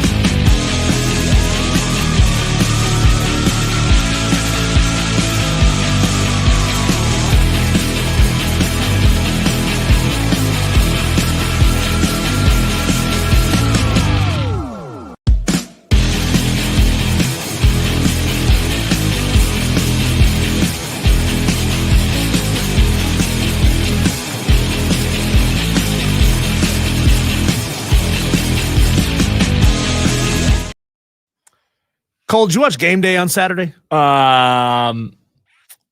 Let's not get me started on that right now. Oh, did you? Okay. You know, YouTube TV. Oh, that's ESPN. right. Yeah. Oh, I'm sorry. Yeah. Sore subject. I didn't mean to bring it up. Yeah. So no. Oh, okay. Well, there was, you know that part in Game Day where they kicked a field goal for money, and Pat McAfee predictably like throws extra money on it right before it happens, just to add a little bit of pressure. Well, the way they did it this week is they selected the student to kick the ball. He was able to tap a buddy to come in and kick for him. Oh. And that guy happened to be an all-region kicker his senior year of high school.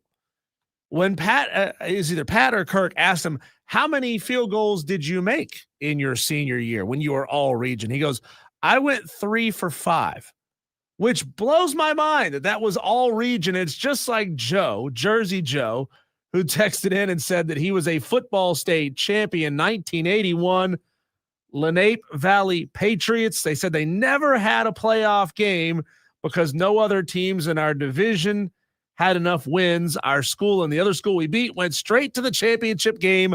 No playoffs. Sounds like Alabama's national championships from back in the day. Oh, my goodness. Yeah. Welcome into Wire to Wire. He's Cole Bryson, still upset about not getting to watch ESPN games on Saturday. I'm sure that's why you spent the entire weekend in the woods. I did. By the way, where is Lenape Valley, Joe? Let us know where that is. I've never heard of it. It's up north, I would imagine. I would imagine it's Jersey. Oh, yeah. It's in New Jersey. Yeah, duh. I've never been to North Jersey. Let's get to the phone lines, and it is your opportunity here to sound off Overreaction Monday. Dewey, you got 60 seconds. Go. Yes. First of all, the end of Dabo Swinney is at near. He sucks. His petulant attitude towards the media and such, you don't have the players' respect. It's a travesty what's going on in Clemson. But I'll tell you what though, and I agree with Cole. I don't want to agree with Cole, but I have to. Those boys needed to get their butts chewed on for such a despicable show of whatever that was Saturday. That what transpired, that drop interception, that would have changed the whole complexity of the game. But no, you drop an easy interception, and a play or two later, you give up the touchdown. That's despicable, and that defensive coordinator should be fired. That should have been fired on the spot. Now it's for Dabo and his churchiness. He needs to get it together because his days are numbered. Thanks, Dewey. There it is. To his point, though, that Clemson secondary gave up 4 passing touchdowns in the first half. 43 yards was the last one, but they gave up touchdowns of 19, 77, 20, and 43 in the first half. They were horrendous. Truly pathetic secondary. And that's why a lot of these were wide open touchdowns. And that's why I do trust what Grayson said on Dabo not calling the players bust, but saying that's all you allowed them to do with it today was score because of bust. So again, I do trust Grayson on that. It is absolutely horrendous, to your point, what their defense was. It was awful, anemic. It was just tremendously bad. Any adjective you want to use, Diesel, they've got to figure out how to be better defensively really quick, because Florida State, I know the record's bad, but right now Clemson's bad too. Let's go to Leprechaun of Lyman's agent, who's calling in. Don't know why the Leprechaun is unavailable today, but he is, I don't know, I guess hiding under a shamrock somewhere. Agent, what's going on? Hey, not too much, Diesel. Yeah, the Leprechaun, he's kind of reeling a little bit, though. They did pick up a win. The kicking situation within Notre Dame is just unbearable. They have no kicker at all. So one of those guys that Pat McAfee is getting to kick field goals, we probably need one of those guys. That's besides the point. The Leprechaun, he's in a real pickle, and it concerns Madcraft and his Hurricanes. I told you guys a couple of weeks ago that Mario Cristobal had an issue with letting teams hang around, and it caused them to lose. So I am not upset with them losing because obviously I love to see a rival lose, and the Leprechaun got 10.5 points off of their loss. I am upset because now they're making Notre Dame look bad. So stop losing. All right, there's that. And now I have a quick question for you guys. Sure. Okay. And I might need the Tolo's help with this as well. Well, not me. The Leprechaun is going on a missions trip next week, and he will be gone for the next 2 weeks. He will have limited access to his phone and to showtimes, and where he's going, he probably won't have a signal. So I have a question. Can I have a favor here? Can the Leprechaun make his next 3 picks on Wednesday? I will pick, or he will pick, not me. He will pick teams that are going to totally get blown out. There's a 0.05% chance that they're actually going to hit. The second option here would be, can he delegate a Tolo to pick for him in his absence? But that's all I've got. The Leprechaun. Where are you going? Or where's the Leprechaun going, by the way? I'm not sure if I can disclose that on the air. Oh, wow. So, okay. All right. Does the Leprechaun have a girlfriend that can send in picks for him? Does he date? Does the Leprechaun of Lyman date? He has a wife and a little leprechaun daughter, and they both do jigs and dances all day long and pick flowers all day. So, that's funny. Maybe I could see if she could text it in. There you go. So she has time to send your picks. Good. That's good. That's the option I think we should go with. All right.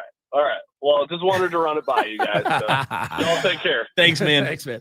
That's good stuff. Overreactions continuing. One texter mad that I was picking on the Bama unclaimed national championships. He said, "Is salty about Bama's championships much?" I said, "Nah, just facts." He said, LOL, I'll give you a 45 being crap, but we should have had 66, only undefeated team. So, Tolos, continue the phone calls. Overreact. What are you overreacting about on this Monday? My overreaction is that we as a society, we as a nation, and we specifically as South Carolinians and upstaters have allowed Halloween to turn to crap. Man, Halloween is crap. I got home from this show about 7:15, 7:30 on Friday on Halloween. And there were maybe like 6 trick-or-treaters that came to our door from 7 o'clock until about 9 o'clock, Cole. So you had 2 hours, 6 people, 6 different groups came to the front door. More than half of them were piling out of cars, walking up to people's doors. So used to be, Halloween was a neighborhood thing. All the neighborhood kids would dress up. They would run around. And, it was kind of a way for you to build community within your own neighborhood and with the, the couple of blocks that you live on. Yeah. Well, now nobody's doing that anymore. Nobody is decorating. Everybody's shutting their lights off to say, no, don't come to my house. Don't want any trick-or-treaters here. But then people are just driving their kids around from neighborhood to neighborhood to neighborhood, trying to grab as much candy as they possibly can. And look, I would never be that guy because I don't want to have my house TP'd or hit with eggs later on in the night. But I think if you get out of a car to trick or treat, you shouldn't get any candy. No way. You're supposed to walk around the neighborhoods, see what's going on, see who's giving out candy instead of driving door to door. That's lame. We have ruined Halloween. I'm glad to hear that because I told you last week I could care less about Halloween other than I'll eat your candy or whatever candy you have. So I'm glad to hear you on board about it. I think it's the dumbest holiday in the calendar year, just to be frank, but I'm glad that I had to work Friday night and didn't have to deal with it. You don't like dressing up? No. You don't like costumes? You don't like whimsy? No. No. You don't like whimsy? Who doesn't like whimsy? I don't like Halloween. Halloween is the dumbest holiday in the year. I'm telling you, it's bar none the absolute most pointless holiday we have. I would be fine if they said no more Halloween. What about and Flag daylight Day? saving? It's less important than Flag Day. If we got Flag Day off, what about Arbor Day? If we got Arbor Day off from Odyssey, I would tell you that they're very National Hot Dog Day. National Hot Dog Day we should have off from Odyssey. Let's go back to the phone lines where Madcraft himself, Diesel, has. You know what? I'm going to put Madcraft on hold. I'm going to make him wait Just a couple of more I already seconds. told him. I said on the phone when I answered, I said, "Oh, we're not accepting calls Yeah, at this well, time." no, Madcraft can wait. He said we earlier got other on things the to talk stream, about. he said, what do you say? I'll call at my disposal. He says you guys can't afford me. Yeah, that's right. All right, Madcraft, what do you want? Hey, listen, I got a grand idea for you guys. I got a grand idea. Oh, this will be good. All right. And it will be good. And it could be the biggest thing the upstate has ever seen. All right. But I'm pitching it to you. So I want to know, my name's got to be on it if this happens. Okay. Okay. You guys are aware of Barstool Sports, correct? Of course. Uh-huh. All right. And did you know that they held a massive golf tournament over the past week? Was that for the influencers? Yeah, it was just nothing but a bunch of YouTubers. Yeah, I saw that. Essentially. It's a bunch of people twerking on the greens. So, no, they were actively trying to play golf. They just weren't necessarily really good at it. Okay. However, here's my point. We easily get over 100 something plus on an upset pick challenge every week. Why could we not get 100 Tolos to show up just one given Saturday for a golf tournament where Cole and Diesel each have a team that they draft from the Tolos, and then we play a round of golf? Are you going to sponsor this golf tournament since you've got so much money that we can't afford you? It doesn't have to be sponsored.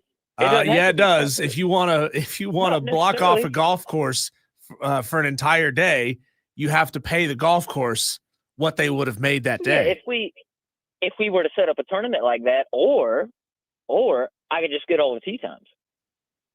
So you're saying the Tolos would have to pay for their own tee time, right? I also know some people do. Just because you know the guy who cuts the grass at Village Greens doesn't mean we're going to get on the course. Cuts the grass. I know the guy that teaches people how to play golf at Village Greens. Oh, I thought he was going to say he knows the guy that teaches people how to cut the grass. That's true. Why hadn't you set me up with him yet? I mean, I'd like to. Diesel's been trying to tell me to.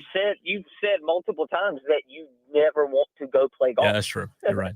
So, Madcraft, Dewey already wants to know how many excuses do you have about that Miami loss on Saturday? Oh boy. Wait, what are you talking about? Football? Yeah.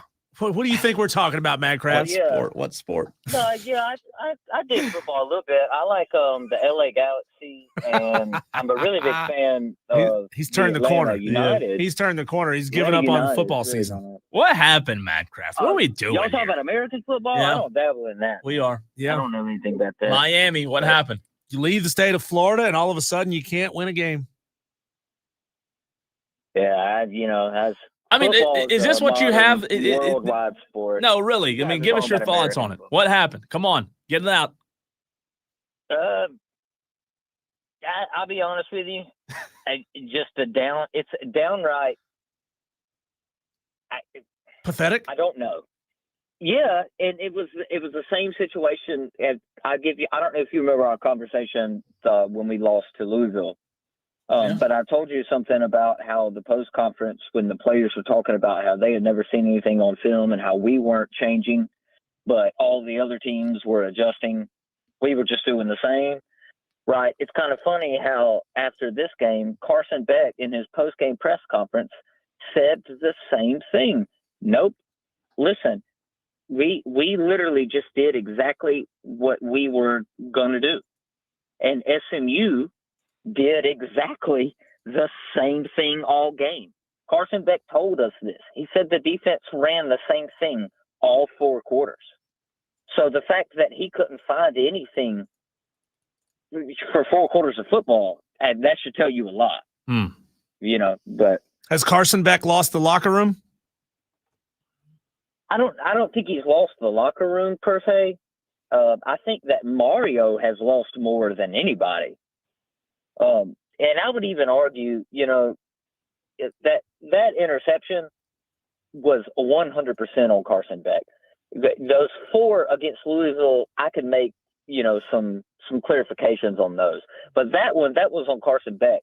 I think that people are claiming that Malachi Toney was drifting back into the end zone instead of just going straight across. But I think Malachi Tony was actually making the smart IQ play. I think he was finding the open set. There was nobody in the end zone back there. Carson Beck just had to just loft the football. Just kind of just get a little toss. That's all he had to do. But Carson Beck is in this mode where he's bullet passing all of his passes for some reason. And it's just not clicking. His timing's not right. And obviously it cost us. But I don't believe we'll make the playoffs now. You're not. I do believe that season's over. Yep, it Too is. late. Join the club, though. By Thanks, the way, Minecraft. join the club. Appreciate the phone call. Good stuff. There you go. Dewey says, here come the excuses. Dewey's being pretty hard on old Madcraft with Miami. He should be. John Dog on the Hub City Spartan Burgers text line says, Madcraft, get to the point. Miami sucks. G says, I hate Halloween. Jarrett Tripp says, Madcraft has the best idea ever. Let's do it. Leprechaun of Lyman also said, let's do it. So I wonder if you did this idea of Madcraft's tournament. Yep. How many tee times would they allow you to take up? I guess if you pay for all the tee times and do it in advance, they wouldn't care. You could probably book if you get out there long enough in advance, you could book 3 or 4 tee times in a row and Because just do sort of like a little mini tournament, because you can't have more than 4 people on a hole at a time. 4 per team, right? Yeah, 4 per team. So if you had 20, that'd be, let's say you had 5 teams of 4. Yeah. You could book how far do they space tee times out? 10 minutes. Oh, really? That's 10, 12 minutes. So it wouldn't take up that. On average, they expect pace of play to be around 10 to 12 So minutes. you could probably book an hour and a half of Tolos. Yeah. There's nothing that says you can't have 20 guys and book 4 tee times in a row, assuming that you can find a course that has availability to do so. Yeah. It would be funny, the draft part of it. I don't know how good our Tolos would be. It'd be tough. It would be funny. It'd be comical. I think it's a good idea. Believe it or not, Madcraft. I'm not going to hate on the idea. I like it. I think some of the Tolos like it as well. Now, will we be required to play in it? I would play in it. You don't have to. You could be the cart girl. I would love be the to. beer girl. I would be the car. I would be the photographer, cart girl. I would be the. I tell you what I could do. Would you dress up to be the cart girl? No, I would be a great encourager. Oh, I would encourage y'all better than y'all. That was a great putt, tease. I know it went wide left, but it's a great putt. Or even better, I got a better one. That tone of voice. Well, that gave me an idea. Oh, I think maybe you and I would have to somehow stream it live. That would be comical. Fascinating. That would be good. Maybe Matt Craft's onto something there. We have the Upset Picks Challenge standings, by the way. Dave Mosley is pulling away even more and more. Dave Mosley now has 80.5 points. Second place, USC Justin has 61.5 points. So Dave's got a 19-point lead right now going into week number 11. My wife hit again. She is in third place. Jeez. FU Ashley, 47 points. What game did she hit, by the way? She hit SMU over Clemson. I know, right? Sorry, Duke. Duke over Clemson. She hit Duke over Clemson. Wow. Puppy Monkey Baby has 45 points. He's in fourth place. Kane's Transplant has 44.5. He is in fifth. And the Leprechaun of Lyman, this is why his agent wanted to know, has 40.5 points. He is in sixth place. Dewey in seventh, Nashty in eighth, RJ in ninth, and Coach AJ in 10th. I guess the move this season should have been just bet against Clemson every week, and you'll be doing really well. By the way, never picking Temple again. I mean, what a horrible pick that was. I'm going to rebound this week because I've got to, or I'm going to really sled toward the back. But Temple sucks, and so does their fight. What was it? The alma mater, I believe. Fight for the cherry and what white. The freak? What was I? They lost. Hey, that's 40, a good reason as any to pick a team. Diesel, they lost 45-14. Against who? ECU. Oh, man. See, mine was close. I took Nebraska over Southern Cal. Dylan Raiola goes out in the third quarter with a broken fibula. Like, how do you even possibly plan for that? It's not fair. It's called bad luck on your part. Hurricane Jeff says Dewey sucks, and the Hurricanes had a very bad game. In fact, they've had 2 bad games in a row, but they need to run out just to have a decent need to win out just to have a decent season. And that's going to be tough. To Madcraft's point, I don't think they make the playoffs now. Lefty Tiger says, let's run that golf tournament. Everyone pays for their own green fees just to hang out and socialize. Would it be better? Would it be better in the fall or spring? Fall golf is nice. Fall golf is really I would imagine nice. that fall golf isn't as crowded on the course either. Probably not. As compared to like an April. But you got to go. You got to go on a game day Saturday.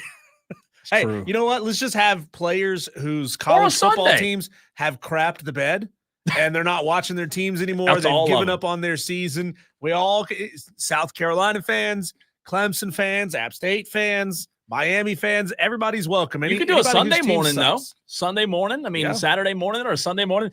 I like the idea. I like it. I just think if we're going to do it, it'd have to be us, not 5 or 6 people. I'm talking to Madcraft's point. It would need to be probably need at least 3 teams. At least 3 teams. That would be, getting close to 20. I think we could get 25 and get, 5 teams, Diesel. But it would be fun, especially if we streamed it, some clip-on mics, do it live. It'd be, I don't know, that might not be a good idea. But hey, we'll just have to put a very clear disclaimer at the start of the video. It'd be good. Diesel, we have not done so. We've got to do so. Around the NFL is where we're going. How about those Carolina Panthers? Woo! We'll talk Panthers and NFL next.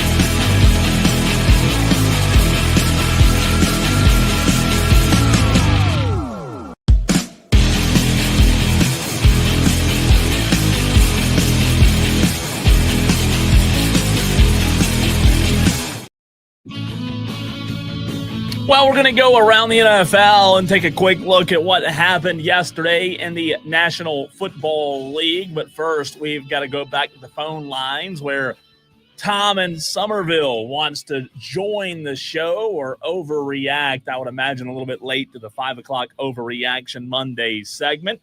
Tom in Somerville, how the heck are you? And I'm assuming you want to overreact about something, right? Yeah, and it ain't got nothing to do with the Gamecocks. Whoa, shocker. Alex Anthopoulos is the stupidest general manager in all of professional sports. He is downright trying to sabotage the Atlanta Braves. He needs to be fired. You can call me Dewey all you want to. He's the worst general manager in the history of baseball, and he just hired an absolute bum to be the next coach of the Atlanta Braves. I'm sick and tired of doing this crap every other 5 years. You have so many opportunities to hire a good coach, and you just look down the bench and you hire the first man you see. It is a total disgrace, and Alex Anthopoulos needs to be fired. Tom, Walt Weiss was one of the names the entire time, wasn't he? I don't care. I don't give a crap. What's your name? Sucks. He is a bum. He's never been a manager, and if he has, he probably sucked at that too. You had an opportunity to hire one of the best assistant coaches in the sport, and you just dropped the ball. You could have paid him all the money in the world. You could have had one of the best assistant coaches in the sport, and you dropped the ball. Why would you wait this long to announce Walt Weiss if he was the guy the whole time? It's the Braves, Tom. That's why. Hey, and before you go, are you going to comment on Mike Shula or no? Well, he had what he had coming for him. He sucked too. I mean, this whole fall has absolutely sucked. The Gamecocks suck. Clemson sucks. But we suck too, so you can't even talk crap about them. The Braves haven't done anything.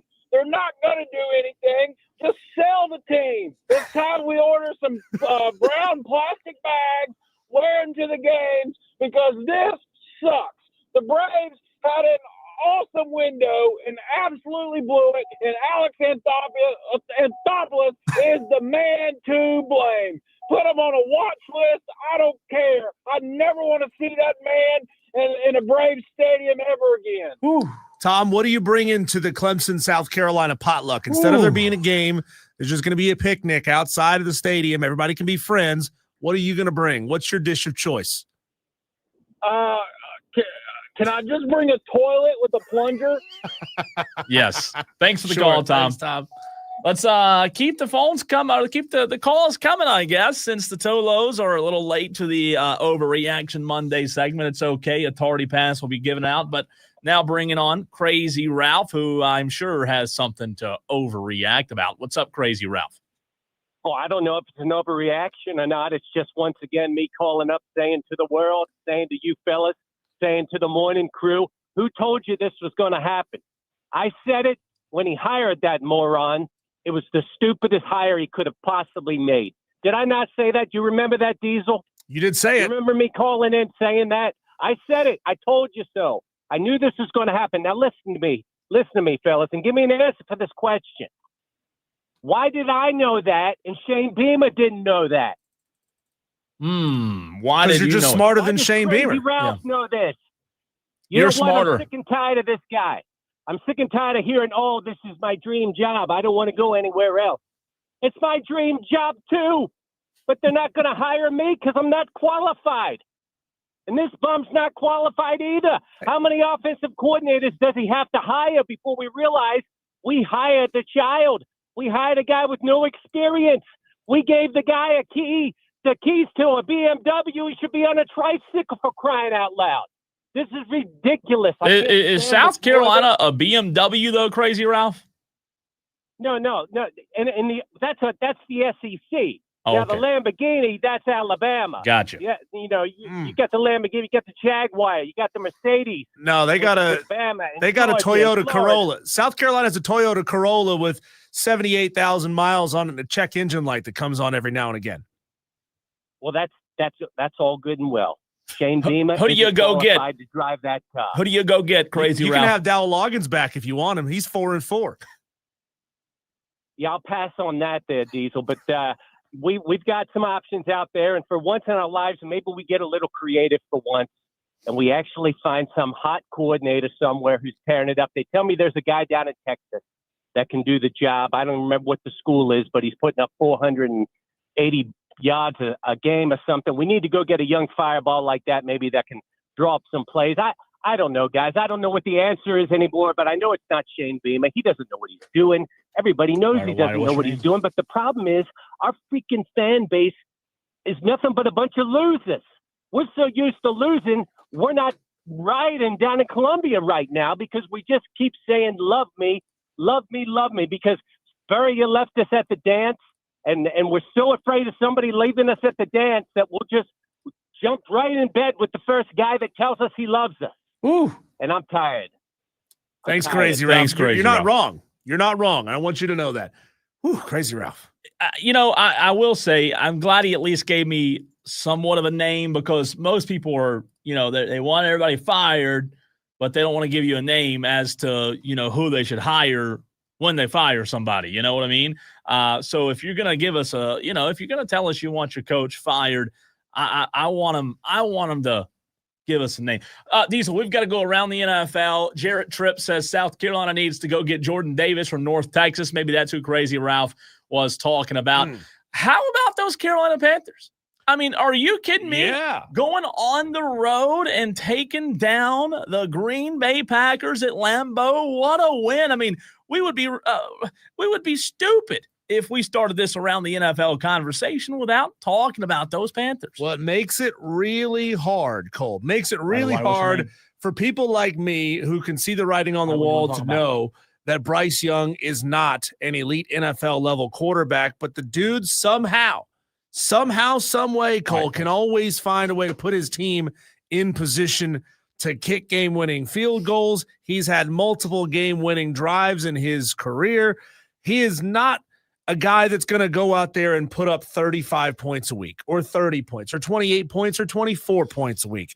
But he is a guy that when he has to, when the lights are the brightest, he can get you into field goal range. And that's better than nothing, I guess. But come on, at some point, I feel like the Panthers need an upgrade at quarterback. I like Bryce enough to say that the guy is talented, but he is not talented enough to have you not be in this position where you have to go on a long field goal drive to win games. I know it's the Packers, and you should feel really good for being in the game like that against the Packers. And you held them all the way down you held them to 6 points until the fourth quarter. That's amazing for this Panthers defense.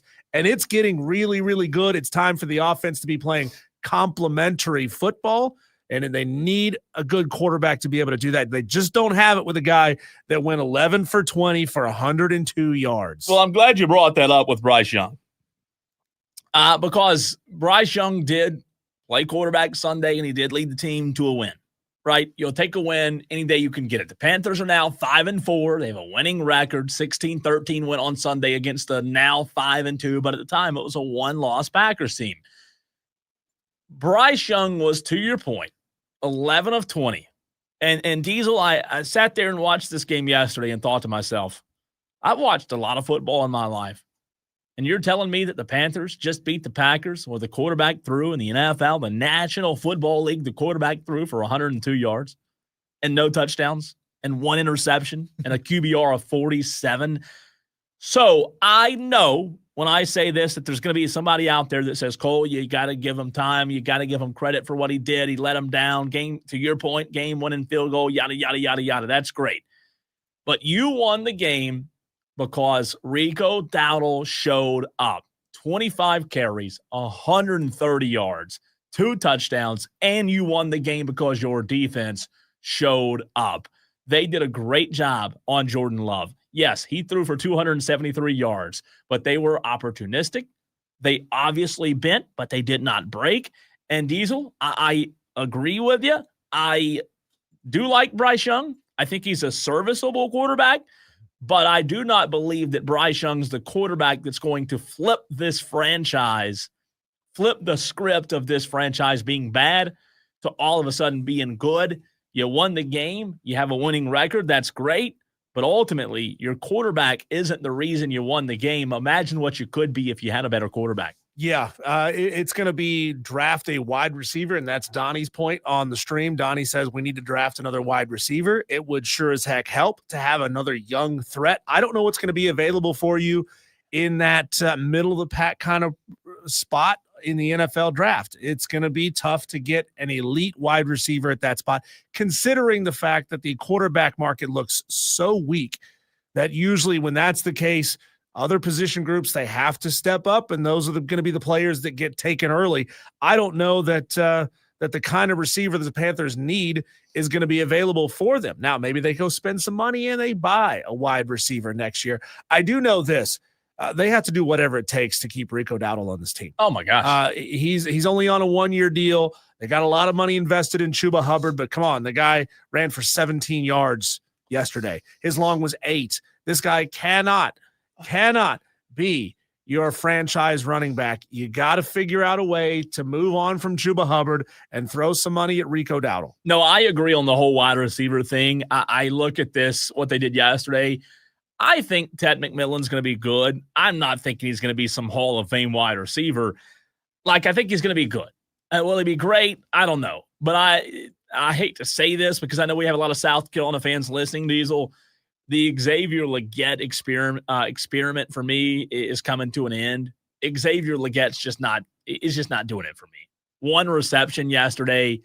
He's just not a proven commodity. He's not a guy that's changing the game. He can go catch a pass or two, Diesel, but Xavier Legette's not a game breaker, and he's been disappointing this year. So you go look at those stats from yesterday. Bryce Young, was he great? No, but he also doesn't have great receivers. Rico Dowdle was the 3rd leading receiver. Again, he only threw for 102 yards. So I like Ted McMillan. I think he's going to be fine. Do I think Ted McMillan's a 1 that you can ride with for the next 5 to 7 years? Nah, TBD. Go get somebody. And now you have to ask the question of, Diesel, what happens if the Panthers go win 8 or 9 games this year? Do you get rid of your quarterback who just led you to win 8 or 9 games? That's the tough problem of where the Panthers are right now. Well, you're going to need a quarterback regardless at some point, whether it's this offseason or the next offseason. Andy Dalton's 50, okay? They're going to have to move on from Andy Dalton sooner rather than later. So there's going to be a roster spot for quarterback at some point. And I say, why not just go ahead and draft a player that you think you have to be absolutely certain that this guy could be your starter in a year or 2 years from now. Or you spend the money and go get a veteran. I don't know. Yeah, I'm fine with that. I think you've seen this year that veterans not a bad option. I mean, there's a lot of good veterans out there right now. Taking a risk on a guy in the draft, that's one thing, but maybe to your point, maybe go get a veteran. It's interesting. By the way, Sports Talk on the Fan Upstate presented by Paramount Plus. You can't count on much these days, but you can always count on Sundays with the NFL and CBS and Paramount Plus. Watch your local NFL game every Sunday on CBS and Paramount Plus all season long. Visit ParamountPlus.com/NFL to get started today. Especially easy to count on Paramount Plus when you can actually watch the games on Sunday. Unlike I could do Saturday. I couldn't do that Saturday. It was disappointing, but maybe YouTube TV and ESPN will come to an agreement soon. When we come back, Cole, I want to get into a juicy story, find out what you know about this audio regarding Dutch Fork and Irmo. Tom Knotts was all over Irmo for some possible cheating and improprieties leading into the game. We'll play the audio for you. It's great. And Cole's going to tell us what's up next.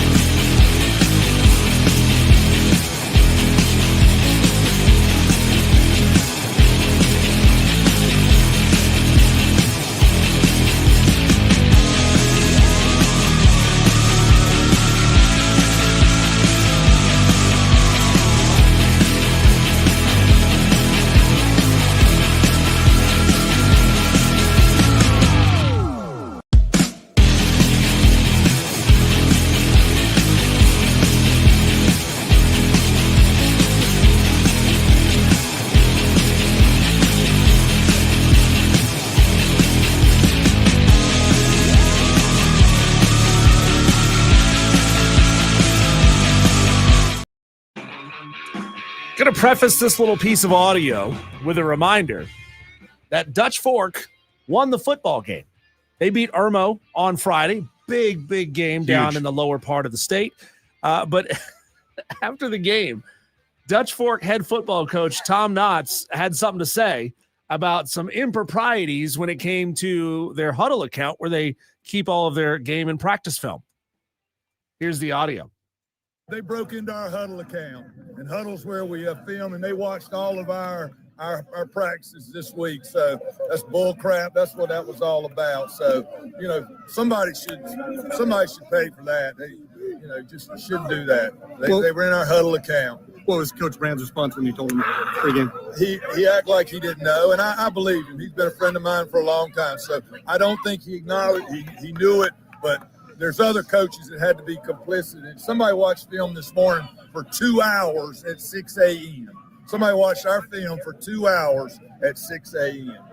Not happy about that. 28-24 final score, close football game. Yeah. But the head football coach of Dutch Fork saying, hey, somebody broke into our account and was watching game film, says it might have even been a coach, Cole. What are you hearing inside the high school world? Yeah, so there's a player that played for Dutch Fork last year that plays for Irmo this year. Mm-hmm. And with huddle, you have to completely scrub, like if you have a IT company and have, people with badges or key fobs like the world I'm in, with my other job, you have to, when somebody leaves Diesel, you have to delete that user out of the database, right? Evidently that didn't happen, which also is fault of Dutch Fork as well. If they didn't, so the player that transferred out of Dutch Fork into Irmo, if Dutch Fork did not delete that player's account, that's on them. I mean, you've got to delete. If you're not a part of the program, somebody in that program has to be very aware of who has logins, and Huddle, to his point, does track. I mean, players are required to watch a certain amount of film. So coaches track how much film they can watch. So you can see when that person's watching film. So it was easy for the Dutch Fork staff to say, oh, so-and-so who's at Irmo now has been watching film today for 2 hours, which – if that truly did happen, it is 100% wrong, and there's no place for that. But at the same time, you've got to make sure you're doing your job as well. Kind of sounds like WikiLeaks, like leaving the playbook out for somebody else to come and find it. I didn't expect somebody to find it. It just so happened to be right there. It popped up. Yeah, that's a terrible oversight. Look, these teams take it seriously. This is a big deal football game for them. Oh yeah. Had a lot to do with seeding, I guess, in the playoffs. So fun story, man. Fun story. You hear stories like that, and I heard one over the weekend about a high school in Alabama where the same thing happened. I think it's a good reminder to everybody, Diesel, when it comes to coaching. These coaches have a lot on their plate, and sometimes the last thing they think about is, I need to make sure that we have our ducks in a row when it comes to who has access to huddle. And it's unfortunate to hear because you don't want something like that being a part of the game. It is cheating. There's no way. There's no other way to put it. Practice is private, and you shouldn't be able to watch their practice. Now, thankfully, Dutch Fork won the game, so it wasn't as bad, but still, cheating's cheating. A sin, you cheated. It doesn't matter what the outcome was, right? So you hate to see it. How many screen grabs of videos did the player possibly get a hold of? Who's playing? Who's hurt? What did they pass along to different coaches? I mean, can a player don't know who this player was, and is it possible that this player is heady enough to watch the film and then be able to pass that information along to the coaching staff, and then that gets disseminated around? Again, Dutch Fork won the football game. It's not like they're going to be arguing this as some. They cheated and we lost, so we're going to raise a big stink about this. You won the football game. That's all that matters. I think it'll be really interesting, though, to see what the high school league does about it, because Tom Knotts, this is not a guy just fussing about something to fuss about. You're talking about a 9-time state champion at Dutch Fork who's, won his handful of state championships in North Carolina as well, one of the best to ever do it. I'll say this. I believe Tom Knotts is as good as a coach as you can get, especially in the state. But I mean, Southeast wise, you're going to find fewer coaches that have done more than what he's done. But ultimately, when you have a program, it again, going back to what I said, it does fall on you in a sense to make sure that you're not neglecting a part of your job, which is to make sure that old users are deleted. I mean, it's tough. Who do you think? And I guess again, like I'm sure all high school programs allocate this out differently. Generally speaking, whose job is it to go and clear these things out? Is it an assistant coach's job? Yeah. Now there might be head coaches that do it, but I would imagine like it's probably an assistant coach that uploads film, right? Whoever's responsible, Diesel, for uploading film every week, it's an assistant's job. Hey, but they got to go to that 2-layer authentication now. Yeah, it's tough, man. It's tough, but it's, to your point, a wild story. Well, unfortunately, that is the final segment of the show today because college basketball is back on your radio dial. High Point, Furman, next on the Fan Upstate.